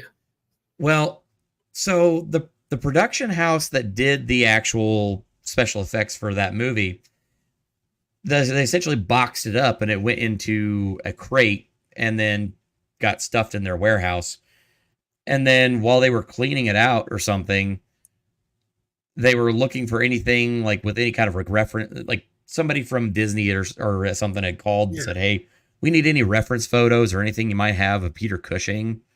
And they're like, well, we might have some old photos because I know we did some, prosthetic work for that movie back in the day. let me see if I can find some of the design photos. And they found the actual head cast. What? It survived that long? It survived all that time. It was the plaster head cast. And they were like, holy shit, it's actually his real head cast. And it was only, I mean, Top Secret was only made like maybe 4-5 years after the original Star Wars. Yeah. So it was very recent. And so whenever they went to do the face scans for Rogue One, that's what they used as the reference was his face. Wow, that's crazy. It's like there used to be a show, I think it was called Hollywood Treasures. This guy, he dealt with Hollywood memorabilia. And I remember one episode it was on Disney Plus, actually. I think he found Tron memorabilia. Yep. And it was the costume, and he brought Bruce Boxleitner, who played Tron, to an arcade. And the thing was just basically a tracksuit with this. There's a game where you have the curb thing on your hand and like Jaffa Ball or something. I can't remember. It's like a super fast ball game. It's kind of like wall ball, but you have like a crescent. Oh, Highlight? Highlight. And that's basically what it was. And it was painted white with LEDs struck on it, but you couldn't pick it up. It was so degrading. Yeah. And it's amazing. It just amazes me. Some things like that could last 30 years, but others could barely last 20. Yeah. I think a lot of it depends on the material. Yeah. Yeah. And say there's a lot of polymers that just, they don't hold up over time like that. Mm-hmm. Part of the reason why we're seeing so many firearms companies go back to metal slides now. It's like I saw pictures recently of a Ninja Turtles costume from like the 91 movie. And it was the stuff of nightmares. I think it was, I saw that recently on like a Red Letter Media. They did a review episode of the original Teenage Mutant Ninja Turtles. And it looks like something straight out of like Five Nights at Freddy's. Oh, definitely. I think it was Leonardo, and it was like half of his face was degraded. You could see all the circuitry. His teeth are just like grinning, and I love that movie. That is one of my favorite movies. I can watch it over and over and over again. The original is one of the best. The original Teenage Mutant Ninja Turtles is one of the best and most accurate like movie comic book adaptations. Yeah. Like, and that was done in the 80s. Yeah. It came out in like, what is it, 91? Yeah. I think it was 1990. Yeah. I might be thinking Ninja Turtles, 1990. Yeah. Yep. I mean, it was just, and those suits, they were so, it was amazing that they could still do the choreography that they needed to do in those suits. Like the guy who played Michelangelo was actually nunchucking when it was that nunchuck off with the foot ninja. He was actually doing that. They were actually spinning around doing those high jump kicks because the suits were made by the Jim Henson Company. I think. Yep. They were the last movies he worked on before he passed away. Or he passed away during the production, I think, because the first one I think was in memory of him. Yeah, because Henson died in I want to say 89. Yeah. And like it's like the guy who played Kino in the second one, he was actually one of the guys in the suits too. Yep. Here, you'll love this. This will be some nightmare fuel for everybody. So yeah, here's the costume 30 years later. Yeah, that's Donnie. Yeah. Yeah. The teeth would do that. Like they had little battery packs in the head for the animatronics, and when the battery would die, the teeth would like go into this huge grin, and the face would get all wonky, and then they had to take it off and replace all the things. Yeah, that is nightmare fuel. That'll haunt your nightmares. See, but those were movies that were done like Kevin Eastman was actually, I think he was the pizza delivery guy in the first movie. Yeah, I think that's right. This was done with they were done with movies were done with care. The studios, they knew they were the custodians of these IPs. They weren't the masters of them. Right. And to take a concept like Teenage Mutant Ninja Turtles, and Kevin Eastman has said this should not have worked. It shouldn't work at all. But for some reason, people like it, and it does. It became a worldwide phenomenon. I grew up watching the cartoon, and Yeah. I even in the early 2000s, I'd still watch the current cartoon. Mikey was my dude. Michelangelo was my guy. Yep. Funny enough, actually, my son just turned 3, and there's been more than a few times where we get up on Saturday mornings and somebody has posted like the old episodes, the original TMNT on YouTube, and it's like some days we'll just get up and sit there, wake up, make breakfast, and sit on the couch and hang out, just father and son watching Teenage Mutant Ninja Turtles. It's the most wholesome thing ever. Channels, and I'll send you links to these channels that every so often they do live streams. The entire like Kids WB block, Fox Kids, ABC. Oh wow! Cartoon commercials and all. Very cool. And I'll send you these links because it's so good. They do Toonami as well back in the day. That was my shit. Toonami was my shit back in the day. Yep. See, I grew up with Toonami. It was where I got introduced to like Dragon Ball Z, Gundam Wing. Yeah. Gundam Wing. Yeah. The problem is it would be on from like my time from like 2 to 5 or 3 to 5.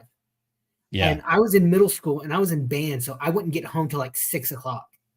So I'd call my my best friend from the band room phone. I'm like, hey, can your mom tape this for me?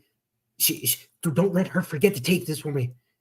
And the bad thing is I'd have to watch it like within the next day or two because she'd just tape over it again and again using the same cassette tape. Yep. Oh, God, they were so good back in the day. They stopped doing it because it got too expensive to make these big blocks of it. And it's like I remember back then dubbing took months. And I remember Dragon Ball Z, it was the Saiyan, and then get up to the Namek saga, and then it start all over again. The moment Goku arrived on Namek, start all over again. It's just like whoop, right all over again. Yeah. Because they were still dubbing it.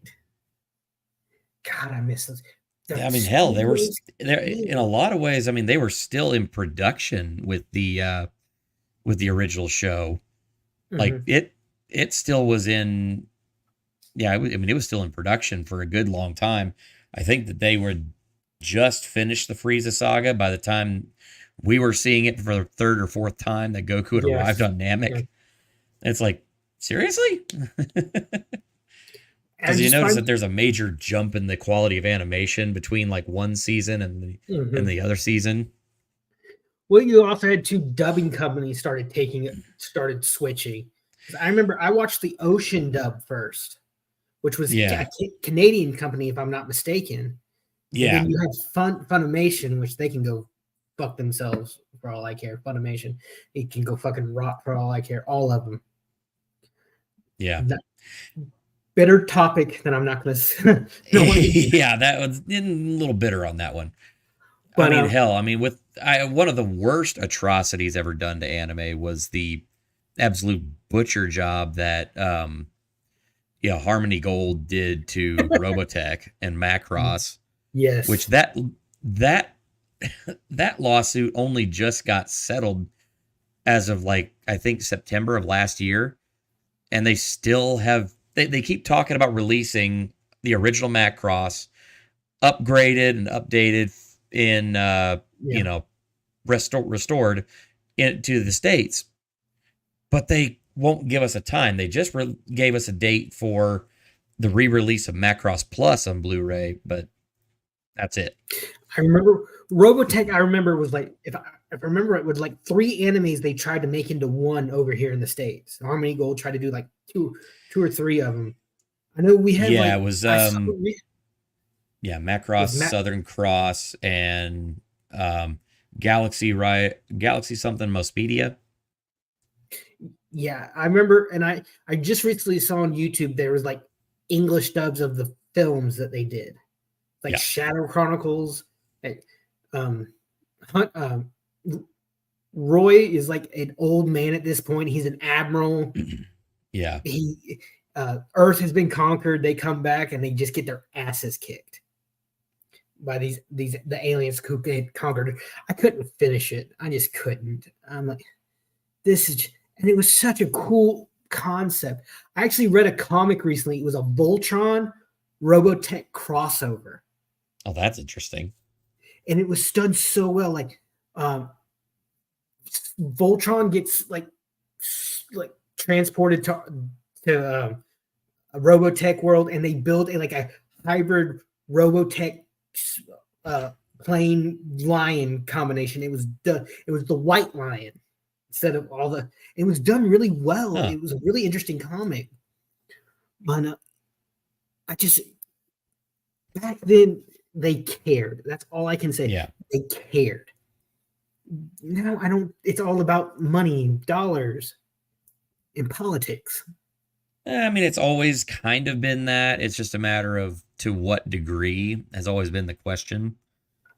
I still say that one of the best things that ever came out of I guess you could say the greedy side of the anime boom in the mid 2000s and the early in the 90s was the dub for the English dub for the show Ghost Stories.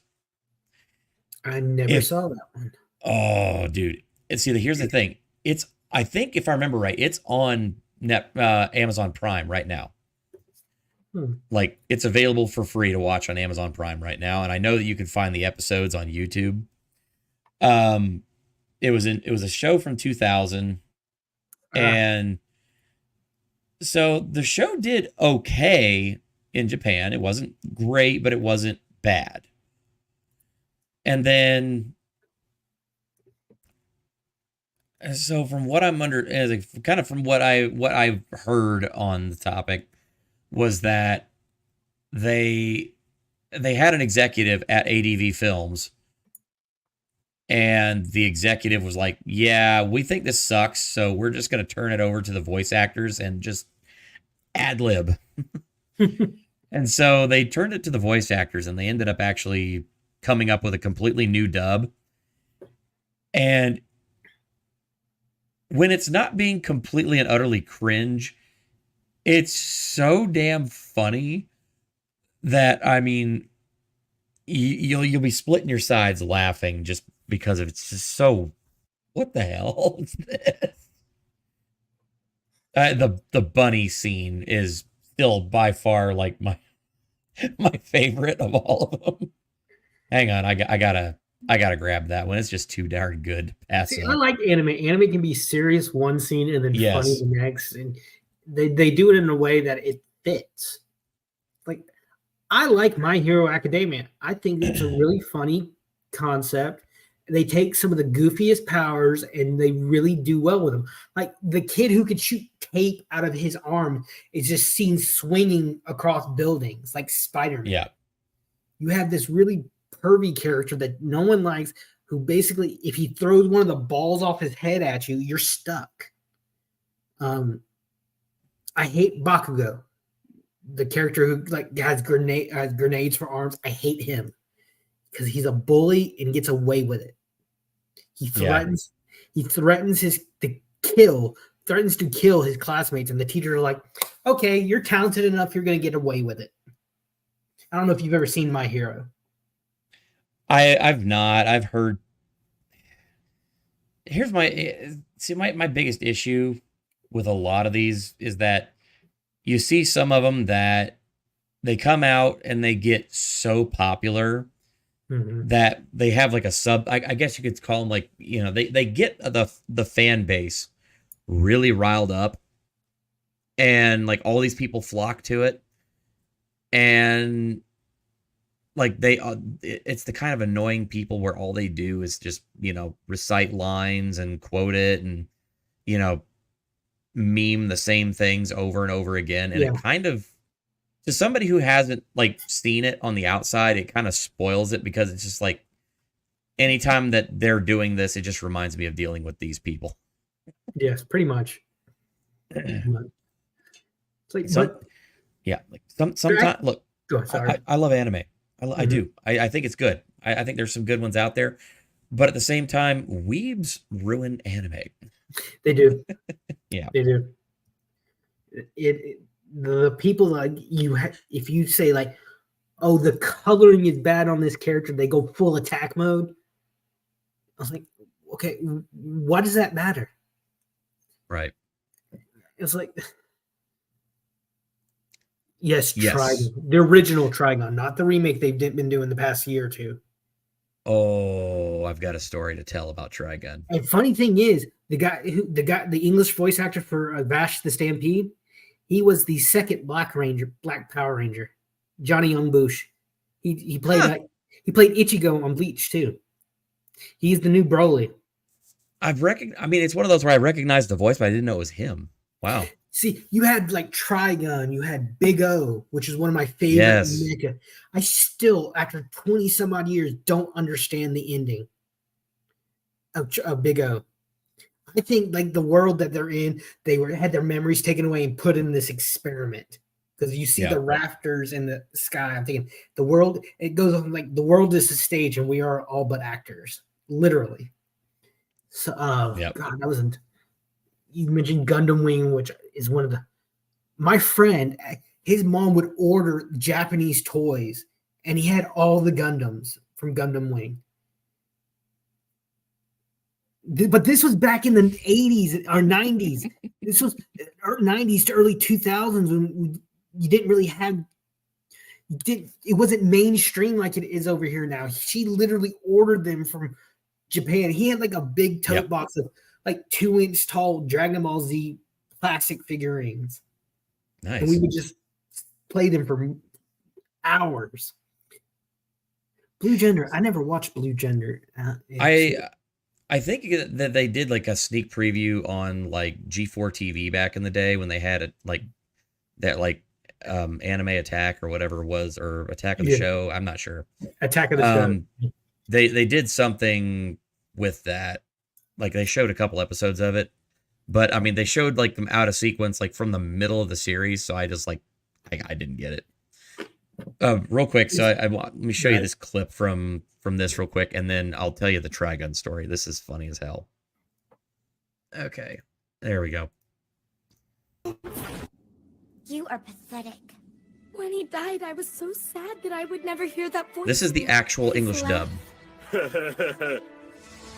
His funny little requests. Touch me. What? Touch me harder.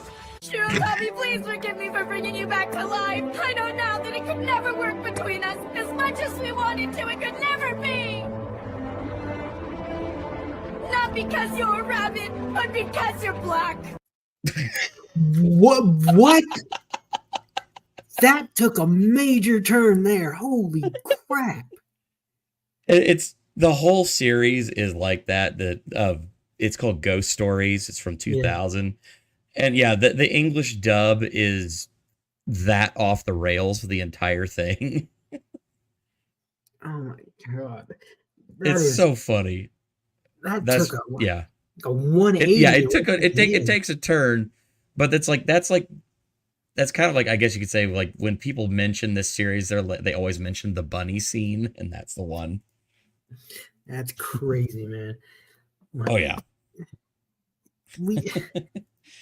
All right. Anyway, we've been jumping around a lot.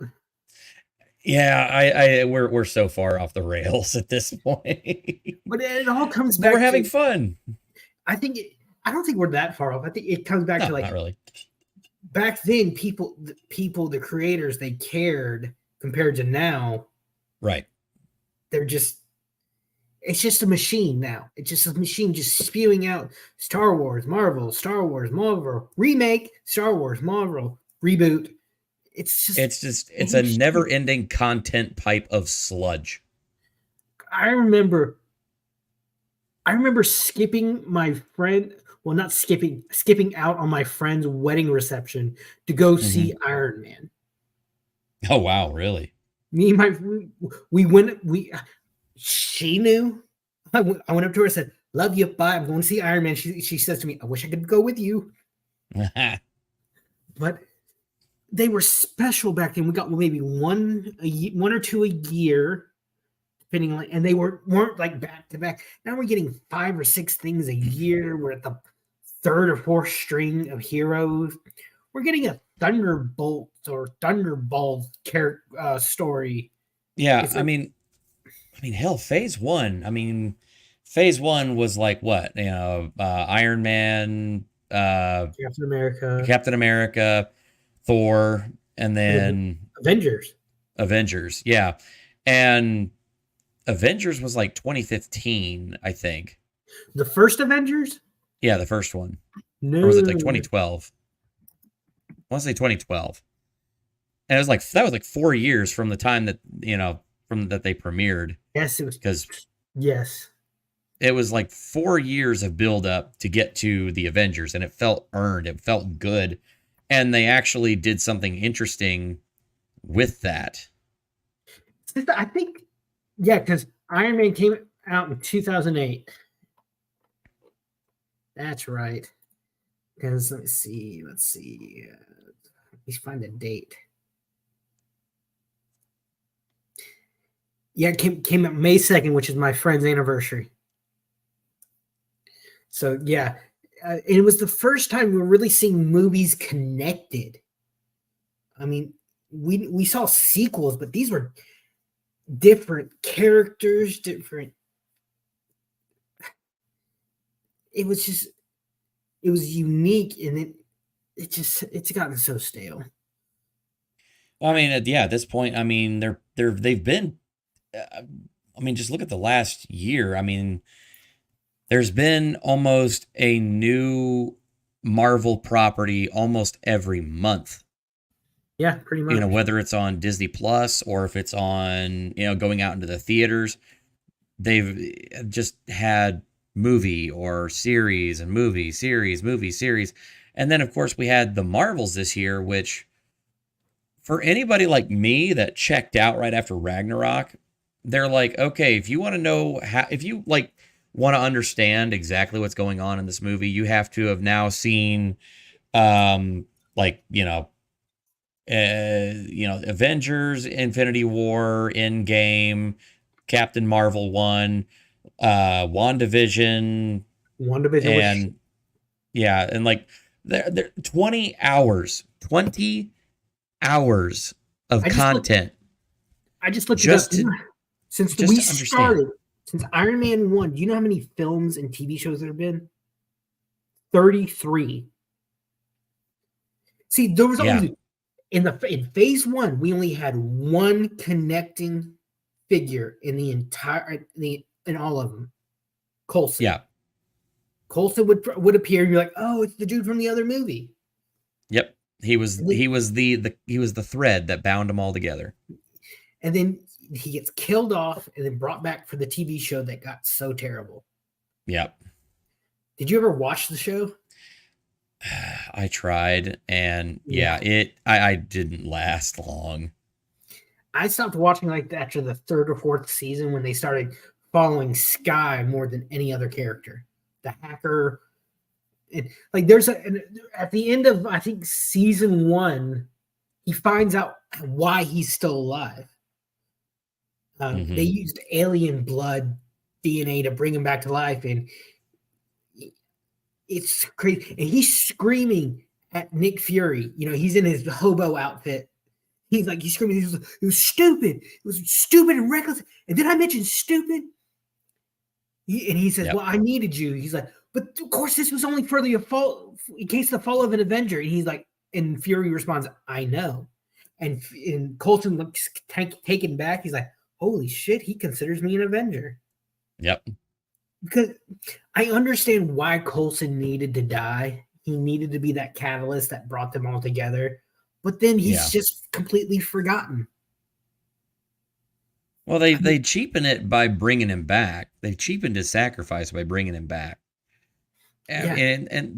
To do that, I mean, they just, oh yeah, a little bit of Deus Ex Machina, a little bit of all-purpose cavity plot insulation, just alien blood transfusion, boom, done. I'm like, really? It's just the Pretty much, yeah. complete crap writing of these hacks in Hollywood these days. It is once again Marvel taking what they had built and just wiping it away. Yep. Alexander asks, aren't they bringing RDJ back? Maybe, and if they do, it's going to be a different version. See, that's what the thing with the multiverse concept now. They can do whatever they want. And their excuse for if it's shitty is like, oh, it's just the multiverse. Well, one of the rumors that I've heard is that and again, I've not seen anything after Ragnarok, so don't take me as an expert, but it's just what I've heard kind of through the grapevine. It's just part of what I do for my show and everything, and just kind of listening. But allegedly, there's been some speculation that there were 2 snaps, and so like they're going to try and they're allegedly going to try and retcon it so that essentially the first snap we heard was the Hulk snap, and like everything that has happened from basically that moment all the way until now in the MCU universe was all as a result of the Hulk snap. And then they're going to retcon it back and say that the second snap was Tony Stark, and then they're going to use that to bring everybody back and reboot the entire MCU back to the point where everybody's still alive and everything's okay, and just erase all of phase 4 or 5 and everything else. That sucks. And I'm like, but as long as a terrible idea. As long as they snap She-Hulk out of existence. Yeah. Oh my God, that was the worst garbage ever.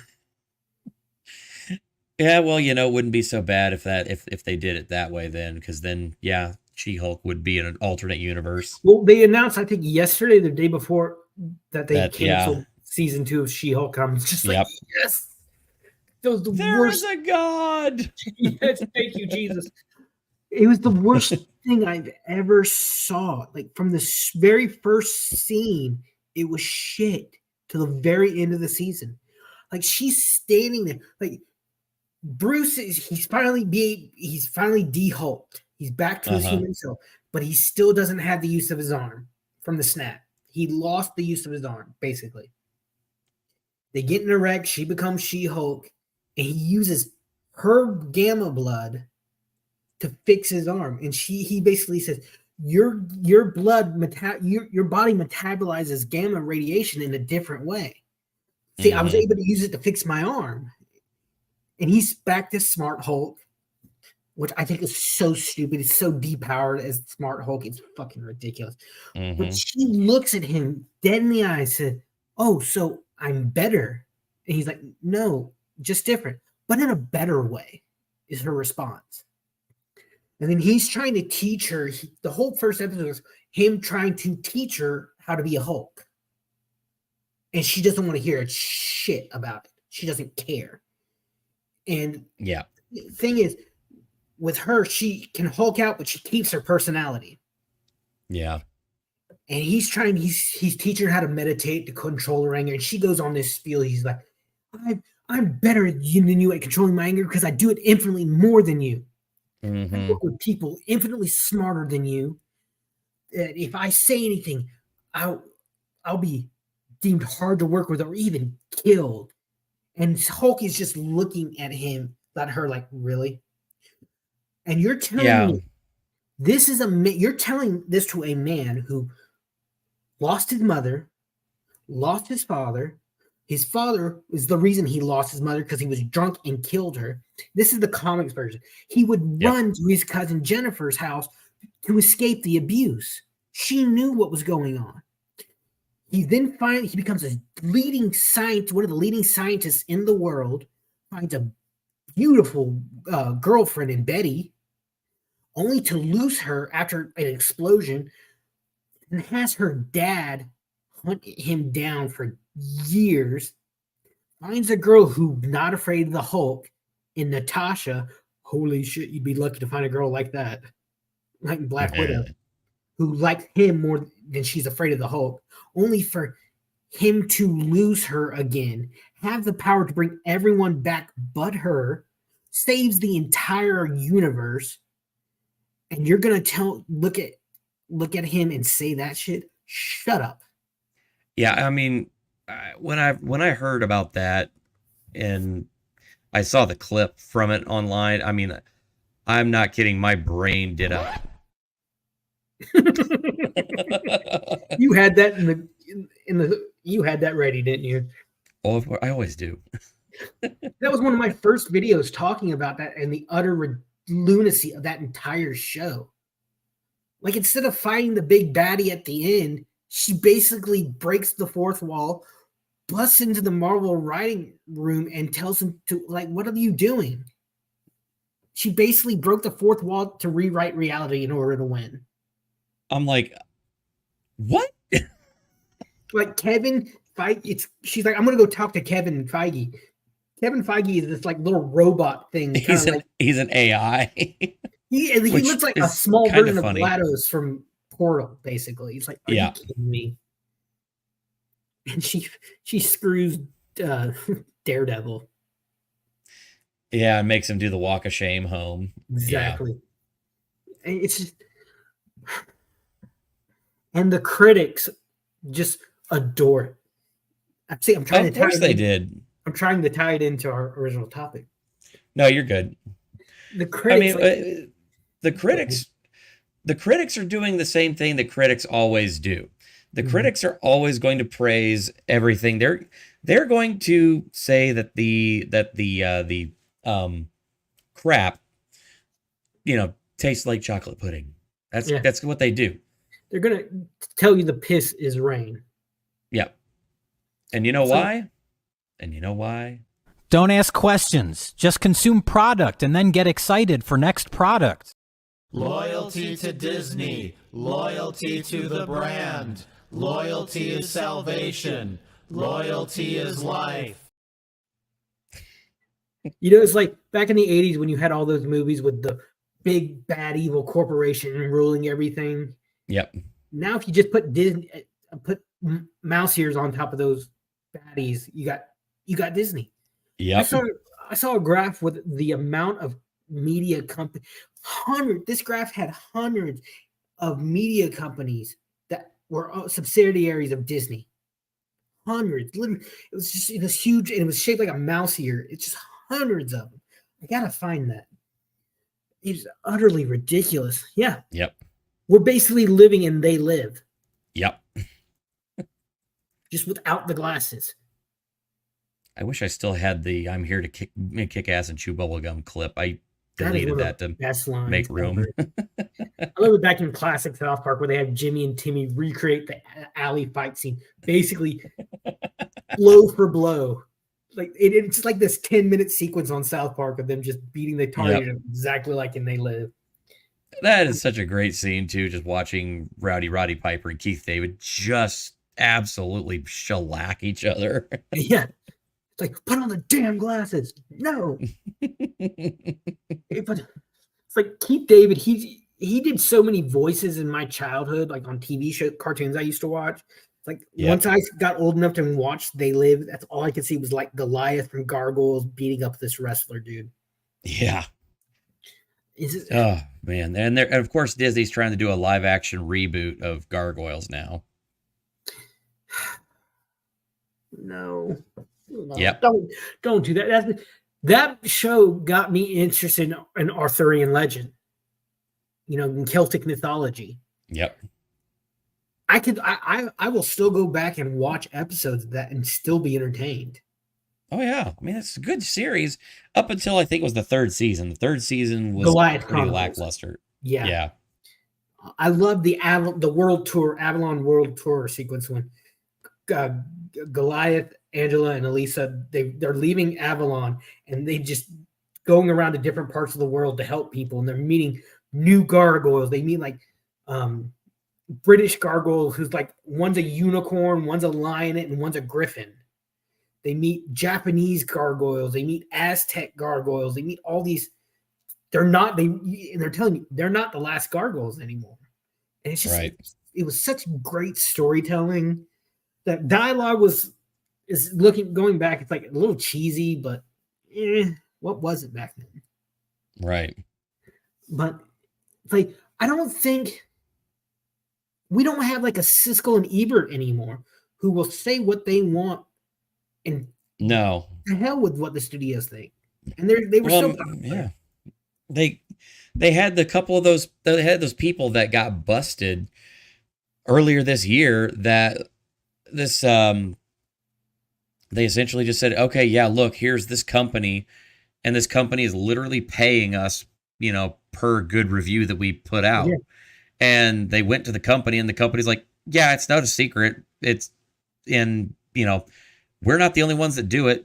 Not Disney, like Hollywood does it all the time. And they're like, yeah, we literally go out there and just, some of them will stand out there at movie theaters and just be like, yeah, you want to write a review? Say, here's a card, here's this number, this information, write a positive review of this movie. And no matter how bad it was, and we'll give you like free money. I think it was like up to $50 a review. Yeah. It's like when I'm looking at reviews on like Rotten Tomatoes, I completely disregard the critic score. I don't trust it. For just the reason you said, the audience score is the one I look at more. Well, we had in the past like 5 or 6 years, 2 or 3 Tarzan movies. Mm-hmm. One with like Margot Robbie and Skarsgård is his last name. Yeah, Stellan Skarsgård. That was a really good movie. I really liked it. I will watch anything with Margot Robbie in it. Oh boy. I'm gonna probably gonna piss a lot of people off here, but I'm not a fan. I am. That's personal. I know that's just personal preference, but I am entitled to my wrong opinion. Damn it! I will just say I like her acting. Is not why I like her. Right. I'm just gonna leave it at that. But like, hello, fun bags. her Harley Quinn was just. I tried to watch Birds of Prey. Oh, that movie was shit. I got like 30 minutes into it, and it lasted longer than I did. I tried watching. I watched the Suicide Squad, the second one. Why they couldn't come up with a new name, I don't know. You finally get Nathan Fillion in a Marvel movie, and you kill him within the first 2 minutes. Yeah. And he has the dumbest superpower ever.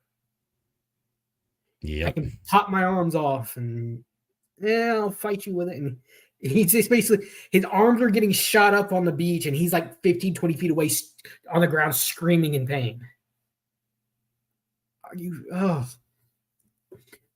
I liked Peacemaker, the series. It was decent. It was funny. John Cena, I think he's really funny as the character. But it's like, it shows the absurdity of it, of the genre, which I enjoy for the most part. And that was another James Gunn production. I mean, he was trying to do something absurd and whatnot. And I think in the right hands, you can do that well. I think he did okay. I don't think he did great. I don't think he did bad. I think he did okay. Right. I would agree. And that's pretty much what the Suicide Squad movies or franchise is. It's supposed to show you the kind of absurdity of it. And like, I first saw the Suicide Squad in the Justice League animated series. They were Task Force X because you couldn't say suicide on, and it was like Captain Boomerang, Flag, Deadshot, Clock, Batman, Clock, Villain. Yeah. And I think one more, or Plastique, I think was her name. It was done. It was done. It was okay. It was okay. But like, Yeah. I've seen like interviewers and critics become best friends with the celebrities. Like there was this one guy who did so many interviews with The Rock that they became literally best friends. Like The Rock helped him, and how this fat tub of lard got this girl, like this beautiful blonde girl, Yeah. is beyond me. He officiated at the wedding.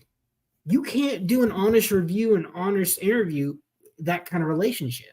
I honestly believe you need to have that professional distance that critics and interviews and people in the media do not have with the celebrities and studios anymore. And it's because, and you said when we talked about this a few days ago. Yeah. And we'd love to expand on this. If they say anything negative about the studios or projects, they will lose access to the actors, to the parties, to the events. Yep. And they can't do that. Well, yeah, I mean, it's like just like on the show yesterday. Actually, I think it was earlier today that I put that out there. So yeah, there was that. Yeah, those animators that came out there about it, and yeah, there's this one animator that I was able to get. I was able to find a way back copy of her profile on Twitter from back, I think is sometime in last year. And yes, she literally posts herself as an animator for Walt Disney Studios. Then she made a couple of posts, and those tweets have since been deleted, and she has removed the Walt Disney Studios part of her job description from her profile. So it very well could be that she got fired just for saying, while I was proud to work on Wish, I admit that there were some serious challenges that we had faced, and we need to rise up to those and do better in our industry and push the boundaries of animation. Seems like a fairly benign statement to me. It's just they don't want to be told that they're doing bad. Right. Every time something fails, how many times just this year alone has something failed and the director comes out, oh, y'all are just racist and bigots and that just don't want to see a strong woman in as the lead character? No, I don't mind a strong woman as the lead character if they're done right. Like exactly. One of my first videos I did was it was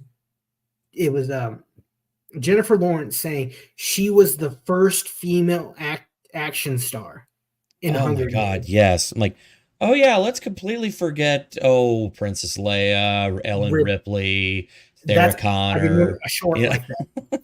Like, are you kidding me? Like, characters need to be done right. They don't need.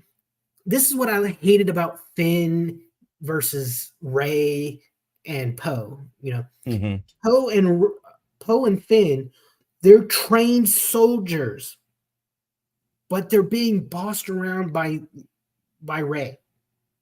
Yeah. You had a amazing opportunity with Finn and his storyline as the AWOL, the defector stormtrooper.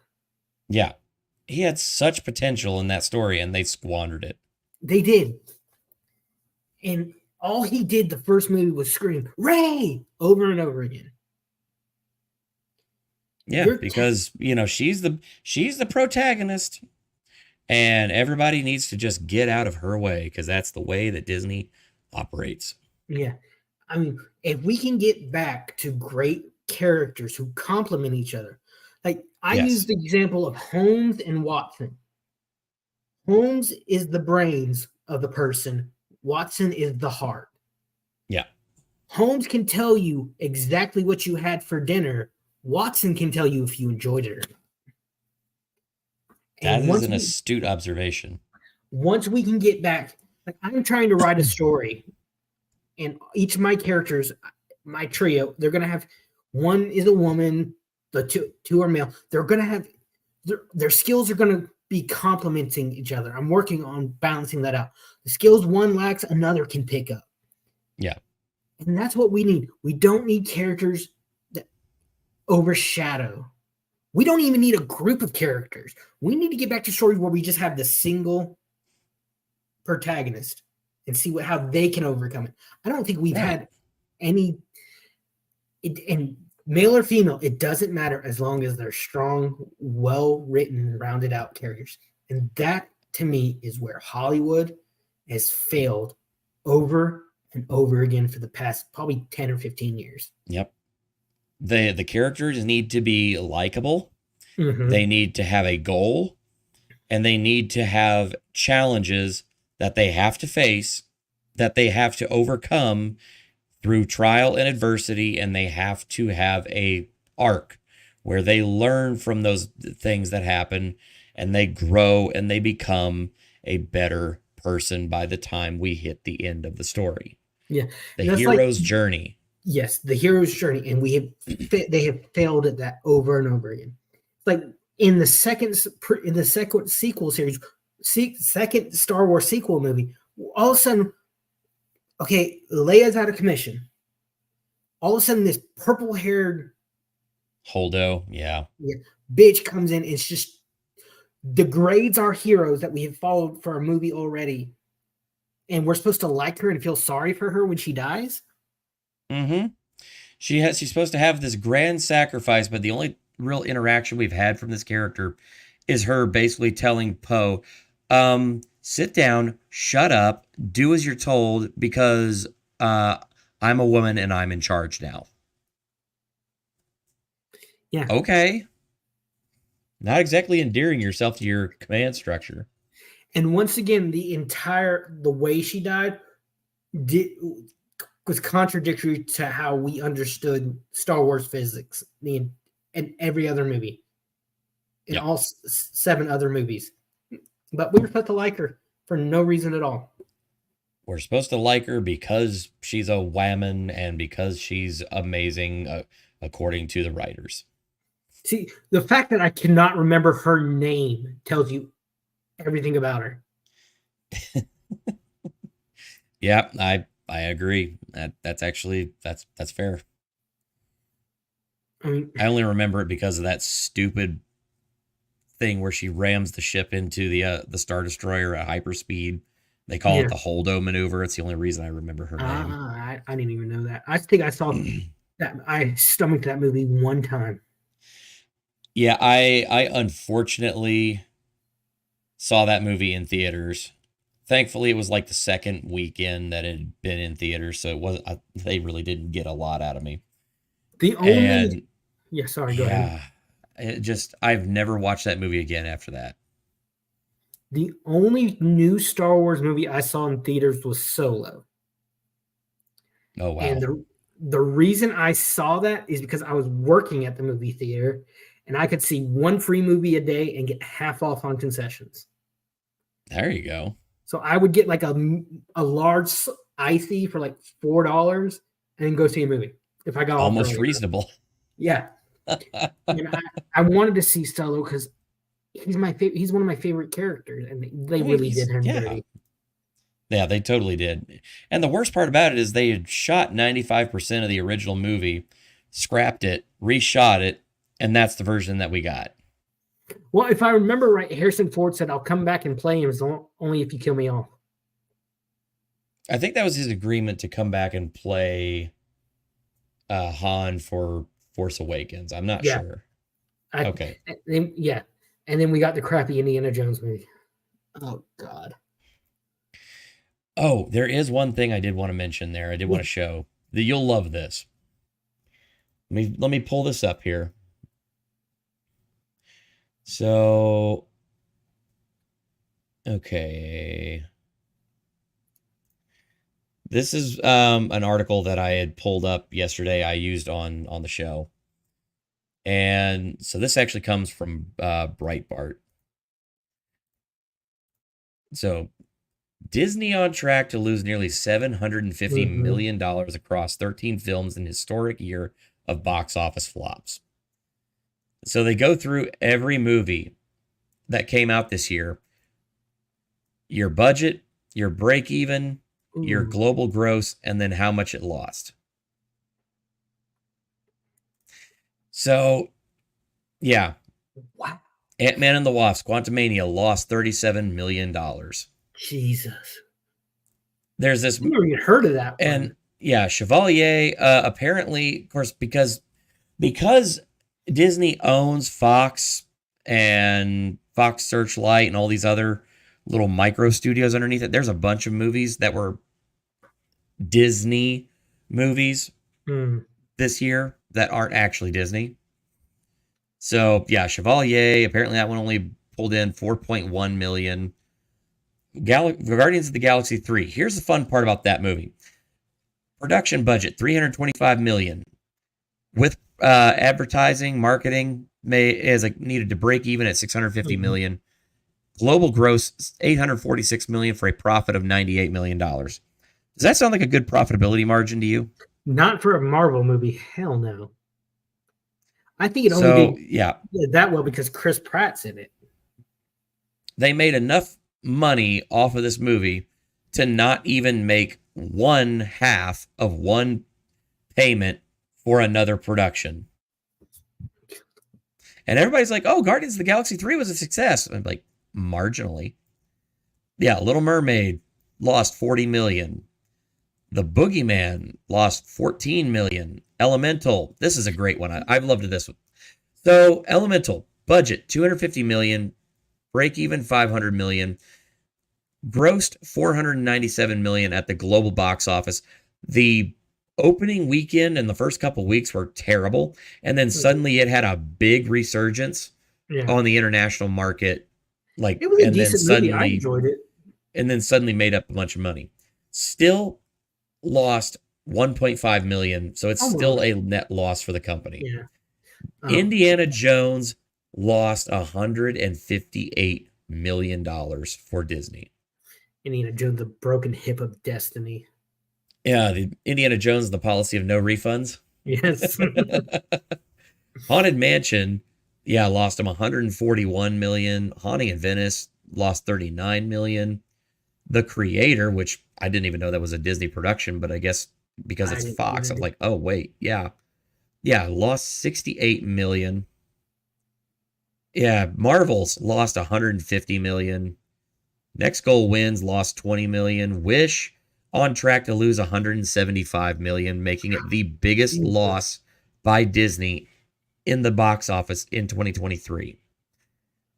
So that puts it about $750 million lost by Disney in all of 2023.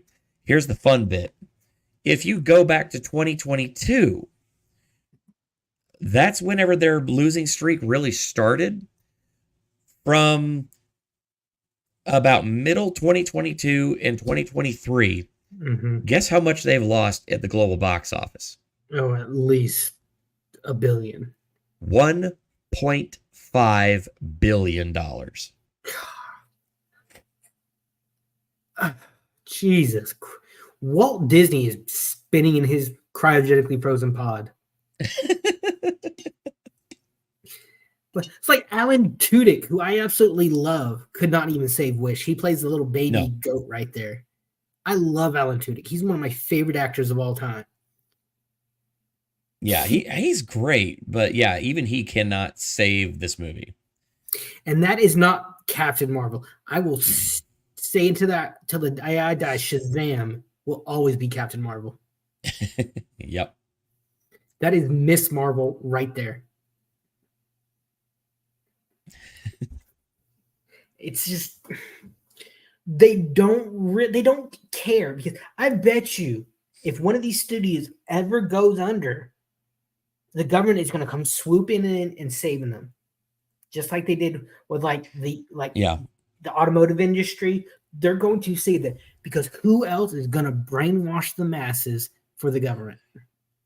So I have a theory on that, and I have kind of, I think there's three different ways it could go down. So, and this is kind of one of those where, I mean, this is just where my brain goes to. I'm not saying that's the definitive, end all be all. So option number one, everybody throws up their hands, says, you know what, screw it, we're done. And then lets Disney just continue to run themselves into the ground. They file for bankruptcy.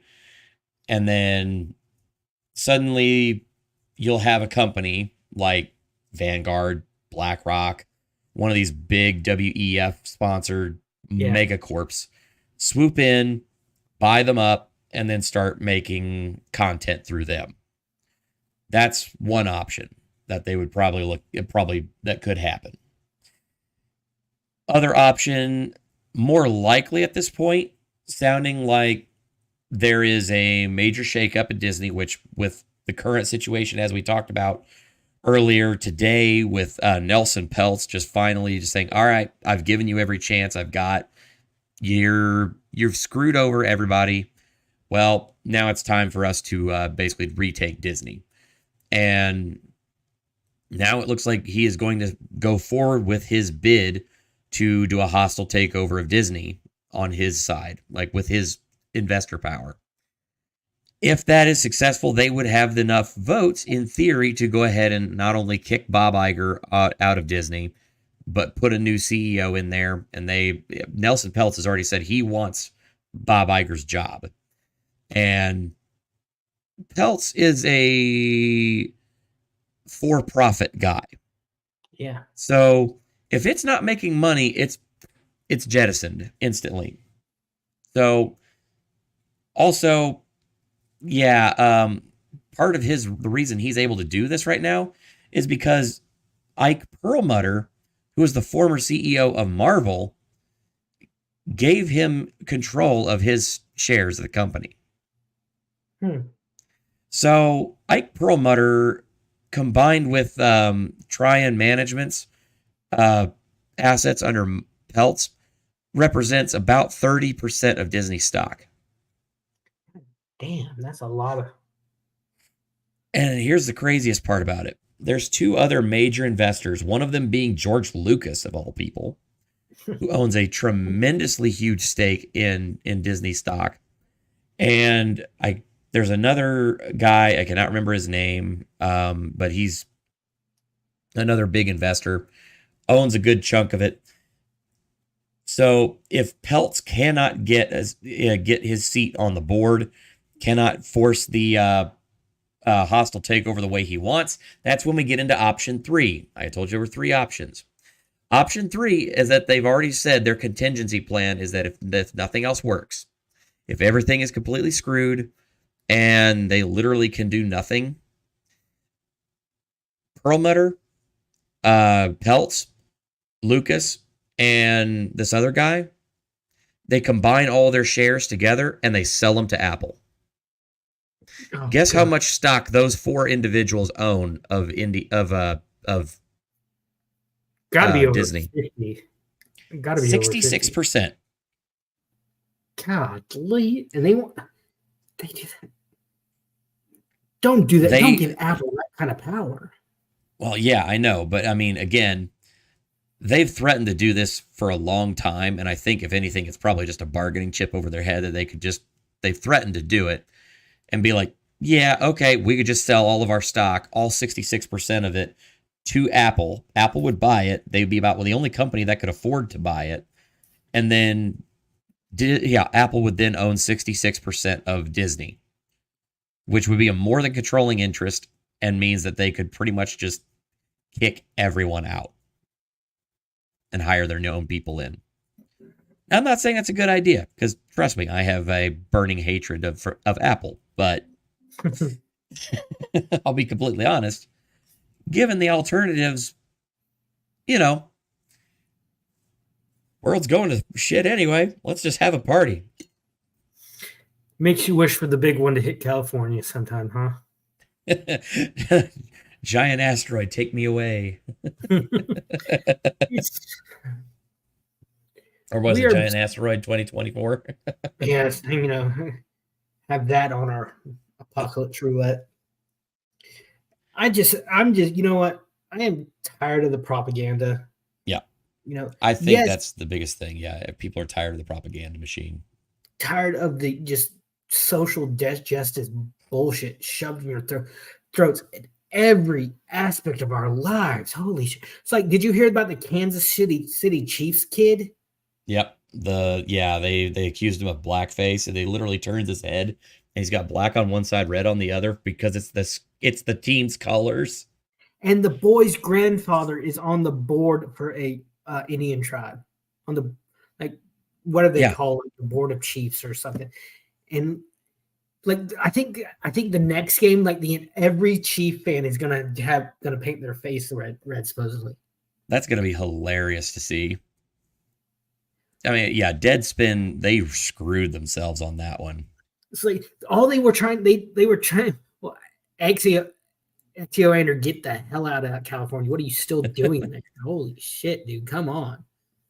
There are literally 49 other states in the union you could move to. And about half of them are better. Yeah. I had a friend in college who, while we were on break, she went to California, to Los Angeles on vacation. She went down Rodeo Drive. She comes back to me and says, dude, it's dirty. Mm-hmm. Filthy. This is Rodeo Drive where all the I said, girl, they clean it up for the movies. What do you expect? You have Newsom, who basically last week said the quiet part out loud. He's like, oh, we can't, kept saying for years, oh, we can't do anything about the homeless people. But oh, if Winnie the Pooh from China comes over, we'll clean it right up. Yep. Won't do a damn thing for his own citizens, but the second that the dictator of fucking China shows up, and I don't care what his actual political title is, he's a friggin' dictator. He's a thug. He is. And, you know, yeah, they'll clean up and do all this, you know, pomp and circumstance for a dictator of a communist country that hates its own people and keeps people in concentration camps. But, you know, help the homeless, clean up the streets, do anything to lessen the burden on your own populace. Nope, nah. Can't do that. I want to say there was a debate with him and DeSantis tonight. Oh boy. Look, that would be an epic spanking to watch. I think either tonight or within the next few days. Like DeSantis, I don't like him anymore. I think he's a liar. You know, he did great for my state, but when you say, "Oh, if you elect me again, I'm going to stay my full term," and then he turns around and pulls, "No, I'm going to run for president." Like, no, shut up. Yeah. Tallahassee. But not getting to that. No, yeah. It's just I will visit California, but I will never live there. I've never been, don't ever have any intention on going. I just want to go someplace where I can just say I went. Mm. Yeah, I lived in Chicago for like 3 years in downtown, and that was enough to scare the pea water out of me. Well, like I said, I was in band, and they'd ask us every year, where do you want to go on your band trip? I'd say Chicago. Then we said, shut up, we don't want to get shot. Yeah. The biggest city we ever went to was St. Louis. It's just as bad. Yeah. We did go to DC, got to see all the museums. We got to see the Hope Diamond, which, you know, all the movies make it seem like it's the size of a softball, but it's only like, 2 or 3 inches in diameter. It's tiny. Our friend, one of my friends, got too close to the display and set the alarm off and got us kicked out. I remember we were on the steps of the Capitol, and we got to meet our state representative came out and talked to us. I don't think he expected any like hard questions, because I asked him, this was like in 03, 04. I asked him, I said, if the state lottery is supposed to fund the education programs, why are the education programs so underfunded? He's like, that's a good question. Next. He literally did that. But It was That's a good question, and I'm not going to answer it. Bye. pretty much, yeah, because he answered like one or two more questions and was out of there. But that's off topic. But I'm just the politics need to be taken out.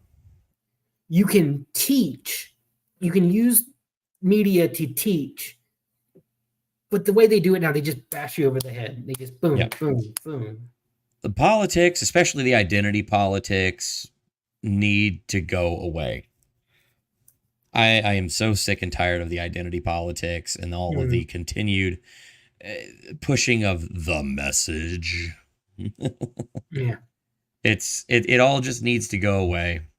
And we need to get back to stories. We need to get back to escapist entertainment again, where we can actually create new and engaging and original stories again. Yes. Take risks, do something interesting. But yeah, we're a ways off, but I think we're closer now. The pendulum is starting to swing back. The race swapping needs to end and end this very minute. Like they're doing a new Percy Jackson TV series. Yes. Annabeth is black. In the book, she's described as this gray-eyed, blonde-haired surfer chick. Mm-hmm. What Percy thinks of her when he first meets her. Why is she black? Why? It's like, yeah. And every redhead that you could think of in a movie is turned black. Yeah, they're getting rid of all the redheads. That I don't understand. It's ridiculous. Yeah. And I saw a comic panel today. It showed the birth of Nightcrawler. It had Mystique as his mom, and then it had another woman as his mom. He had two moms. Yeah. How does that even work? Azrael is like this red demon mutant who's supposed to be his father. It's don't need that shit in my entertainment. Mm-hmm. Yeah, the other thing that needs to go away is all the weird, creepy stuff with look, I'm not going to tell people how to what to do in their lives, and your orientation and stuff is you, but stop doing this shit. No, you're taking one of the best movie franchises ever and want to turn it into this shit. Other than the last two Jurassic Park movies, I enjoyed Jurassic World. I thought that was good. Loved the first two original Jurassic Park movies. I remember when I first saw Jurassic Park. I was maybe 5 or 6. I was at a friend's birthday party for the first sleepover I ever went to. Yep. Pretty much. That is one big pile of shit. His mom put we were all in their den, like 20 little kids, and his mom puts on Jurassic Park, and we watched it. It was the first time I ever watched it. It was so good. Why do that though? Still one of my favorites to this day, and we usually end up watching it outdoors. We have a little outdoor movie. Oh, that's cool. Like screen that we can set up. I've got a projector and everything, and it's a fun movie to watch outdoors. So kind of a little summer thing with us, but yeah. Cool. All right, I think we're gonna go ahead and wrap it up and say we're at 2.5 hours, and I can see the audience is dwindling fast as well as me. I'm fading, buddy. Oh, I'm sorry, dude. You're good. Another 3 or 4 hours. Yeah, I gotta at least crank out one video for tomorrow, which I'm probably going to cover the Nelson Peltz stuff in more detail. And then that should be available tomorrow morning starting 8 a.m. Yeah, I don't have a set schedule like that for my content. I'm trying to get onto that and trying to do it. It's been helping a lot. I mean, I am 5 subscribers shy of 750. I think I gained a few subscribers from tonight. Yeah, I was hoping that you would. I was really was one of the big reasons I wanted to bring you on is because I'm like, this guy's we need to pump this guy's numbers up. Yeah, I'm at 139. With the job I recently lost, I did not have time. I worked at a middle school, and I'd come home and just crash. It's like, holy crap. This right here, that is words to live by. But I've been told if I could get my shit together, I would explode. My channel could explode. I just Yeah, well, look here. well, it's like too, and like I might have to get a new monitor, second monitor, which I'm not happy about. Yeah. So I'll be probably going into town, try to get like a $30 one from Best Buy or something. Yeah, just get something that'll get you by. Yeah. Because I've gotten so used to double monitors. I'm like, I can't go back to a single screen. No.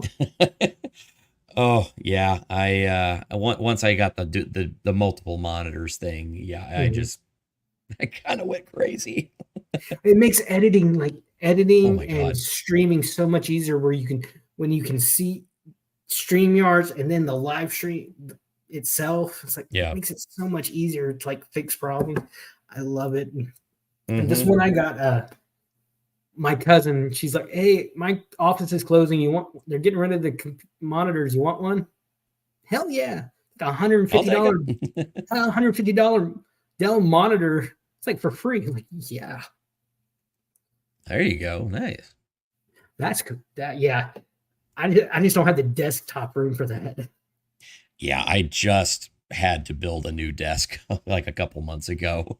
Mm-hmm. So the desk I'm using is probably at least 30, 40 years old. Oh wow. It's been sitting in one room or another in my house since before I was born. So because sadly my town was hit by a Category 5 hurricane just 5 years ago. Oh yeah. You're down in that area.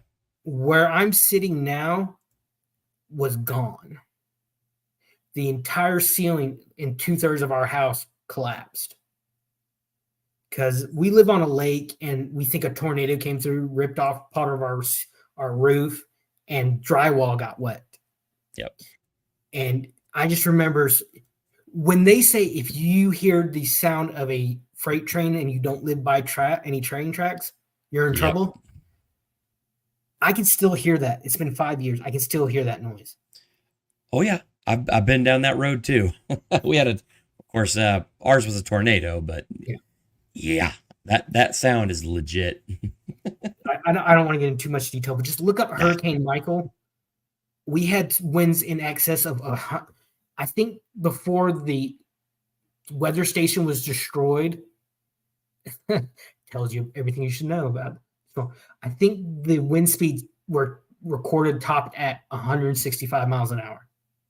Yep. And we didn't know, no one knew it was going to be that because that morning before, that early morning when it was still out in the Gulf, it was a Category 2, Category 3. And then around 10 o'clock, it hit the coast and just became a Cat 5. Yep. It's the worst. Oh, yeah. You live on God's Etch a Sketch. It was the most powerful. It was more powerful than Katrina, more powerful than Sandy. The only difference between Michael and those storms was where it hit. We are not a major city like New Orleans or New York. I saw like my middle school. I saw pictures of the gym and it looked like God just took his finger and just poked a hole through it.